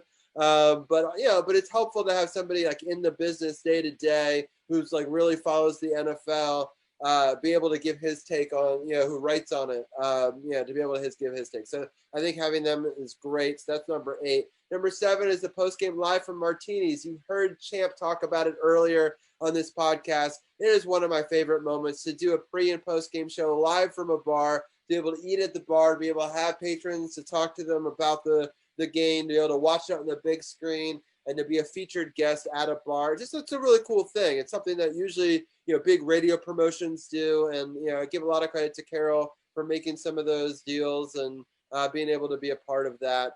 Number 6 just came a couple of weeks ago, having Walter the Flea Robertson on. Season 5, it's an extra episode. You can always catch it on our website, SportsOTHP.com, or on any of our podcast platforms. But to be able to interview a Super Bowl champion, and to be able to talk to a former Washington Redskins and someone who's lived during those seasons, during that merger and after, and to be able to tell us some stories and to know some legends, really cool. I'm hoping to have him back on again in the upcoming weeks. Number 5, Haley Skarupa, gold medalist. Have her on for 2 episodes, season 3 episode 98 and season 3 episode 141. To have her talk before the Cup, talk about her love of the Capitals, have her talk at the end of the next season, and have a retrospective of the winning of the championship. Both of those episodes are also in our top 10 list, so that you can also find on our pages. Just really cool to talk to a gold medalist and a diehard Caps fan. Number 4, Carol already talked about it, Doc Walker, season 2, episode 93. Number 3 on our all-time show list. Really cool. guy, really encouraging us in a time where we're sort of in the crossroads. And he said he wanted to be a brick in the foundation that we are building. And he popped a top in our honor. So I think that still is part of our intro video because it's so inspiring to me. Somebody who's been in the radio game for so long, who's a former player, who really believed in what we were doing early on and coming on our show when we didn't have the notoriety that we have a little bit more today. I just thought that was super cool of him and just really cool to interview a legend. So that's also in our top shows if people want to check that out. Julie Donaldson, number 3, it's a season 5 extra episode, being able to talk to the vice president of the Washington football team, the first woman to hold that position, first woman full-time in the radio booth, getting to interview her, talk about her history and her time and what her goals are for the team. Really awesome. I hope to have her on in the future, again, but just really cool. Number 2 is Nats winning the World Series. I have it behind me. I mean, that's so cool that we got to, watch that whole series and we got to break it down. And then the number 1 is Caps winning the Stanley Cup. The Capitals are my favorite team of the Washington sports teams. And to be able to see that is probably the greatest sports moment of my life. And I got to enjoy it with you guys, with Brian, specifically coming through clutch, giving the good luck to the Washington sports teams, even though he's a New York sports fan. Welcome. Thank you. And you also gave such luck to the Nats too. I want to say you came over for a couple of those victories as well. Yes. And so I appreciate you putting aside your fandom for a little bit and helping root on my teams, because those are 2 of the greatest sports moments in my life. And the fact that I got to share them on this podcast is, both in the pre-games, the post-games, the breaking down everything, and breaking down even the championship and the parades and all that were just some of the greatest moments. So the Nats winning the World Series season 4 episode 169 was number 2 on my all-time show list, and Caps winning the Cup number 1 on the all-time show list. It's season 3 episode 105 if people want to go back and listen to them. A lot of these are in the top 10 list because they were in the first 4 seasons, but I just wanted to recap some of my favorite moments. But it's really the fans, as Carol was talking about. We couldn't do this without them. But now I'm going to turn it over to Brian first, and then I want to get Arun's take as well. Brian, any of those moments or anything that stands out or anything that you want to say to the fans? I mean, no real particular moment stands out. I've had a lot of fun doing this podcast with you guys. Maybe the championship for the Nationals, covering that with you guys was a lot of fun, talking about that every week. I want to give a shout out to Michael Edgley. I know you guys have had your differences in the past, but without him, I wouldn't have met you or any of you guys. So big shout out to Mike. He's a big reason why I'm on this podcast. And without him, I probably don't have all the memories I have of doing this show with you guys. So, yeah, it's been a lot of fun. I really appreciate you having me on all these times, and congratulations on 200 episodes. Thank you.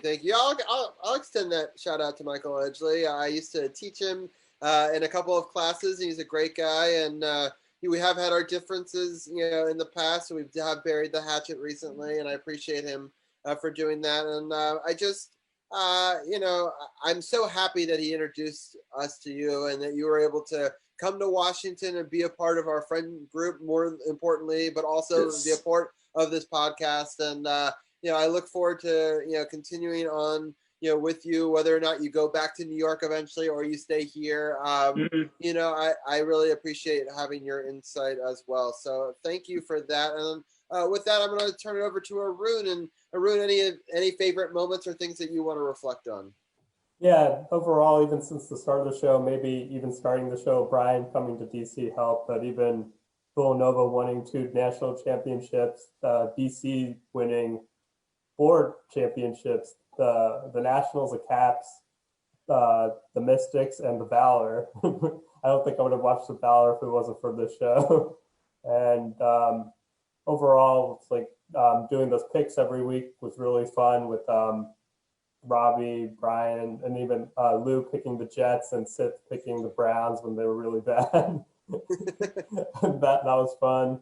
The highlight, I feel like, this season was, for me, was Brian and Carol going at it And I think to close out, my favorite highlights are, of course, bringing up my favorite guy, RG3, whenever I can. And Carroll, he hasn't got as upset. And you got it in. You got it in this episode and on a bye week, too. He didn't even, I'm impressed.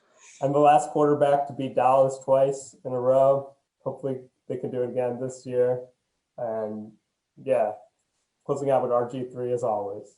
There you go. I appreciate that. And you've been on since the first season, and not many guests we've had that have been in season 1 and in season 5 and all the way through. So I really appreciate the longevity and breaking down Wizards and NBA and football. And I love your picks, and I love battling you and pick 'em. It's always fun to see where your picks and my picks align. And I look forward to continuing that. And I look forward to having you on next week to break down the last couple of games of the World Series and so many more episodes. I know that they're already making announcements. I'll break this on the NBA is looking to come back the week of Christmas or right around that time period. We'll see if that's able to happen, but it's not that far away, so it's it'll be here before we know it. I'm sure that we'll break down some of the lead up to it as well. But Arun, thank you so much for all your contributions over the years. And we look forward to having you on many more shows in the future. Sure. Thanks for having me on. Sounds good. All right, Brian, the final thoughts I do want to let you have. I've really enjoyed the sort of the rebirth of your podcast. The first 2 episodes last week were phenomenal. Thank you. I appreciate that. Yeah, I really enjoyed it. I have to say, you've got great transitions. I really like how you stepped up your production game. Shout out to Anchor. Yeah, Anchor is great, and I highly recommend people check it out. I need to do an update to my website, and then when I do, I'm going to have a link to both No Spots and to Upon Further Review with Brian Brennan. Nice. I highly encourage people to go check them out on Facebook. They both have pages. Just look, Upon Further Review with Brian Brennan, or find Brian. I'm sure he also tweets it. The links out as well. Says B Bry 1991. 91. Oh, I was close. All right, 91. Wish it was 93 to be a little younger. Yeah, that's true. Well, although, yeah. But Brian, I know that you had a special guest this week on your show. Yes. Let people know who you had on and any thoughts you have about the show going forward and people what they could check out. Yeah, so this week's guest was another former student of yours, Matt Prandoni. We had him on to talk. He's a fantasy football, the dude is in, he doesn't even know how many fantasy football leagues he's in. He said it was 8 or 9. So having Matt on was a lot of fun. We talked about fantasy football and the Nationals a little bit too. And then on top of that, I break down everything that happened yesterday in the NFL, talk about the World Series a little bit. Go check it out. It's on Spotify right now. Episode 3 of Upon Further Review with Brian Brennan. Yes.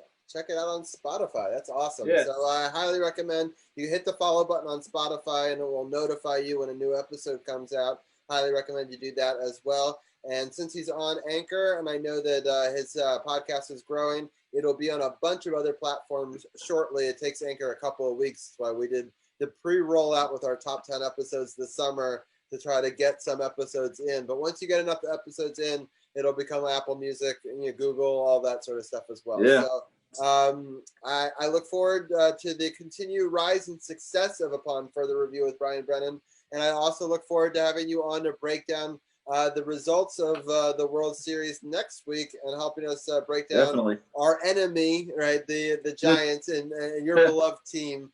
And it'll be a fun week next week. But Brian, thank you as always for joining me. And I look forward to talking to you next week. Yeah, no problem. Thank you for having me. And once again, congrats on 200 episodes. Have a good night, folks. Thank you so much. And with that, I really wanted to thank everybody for joining in and being a part of episode 200. It's been really fun, an incredible run. These were some goals that we had put in place. We wanted to hit 50, wanted to hit 100, we wanted to hit 200, we wanted to hit 2,000 followers on Facebook, which we have hit. I wanted to hit that by the time we hit episode 200. We hit it a couple weeks ago, so that makes me happy.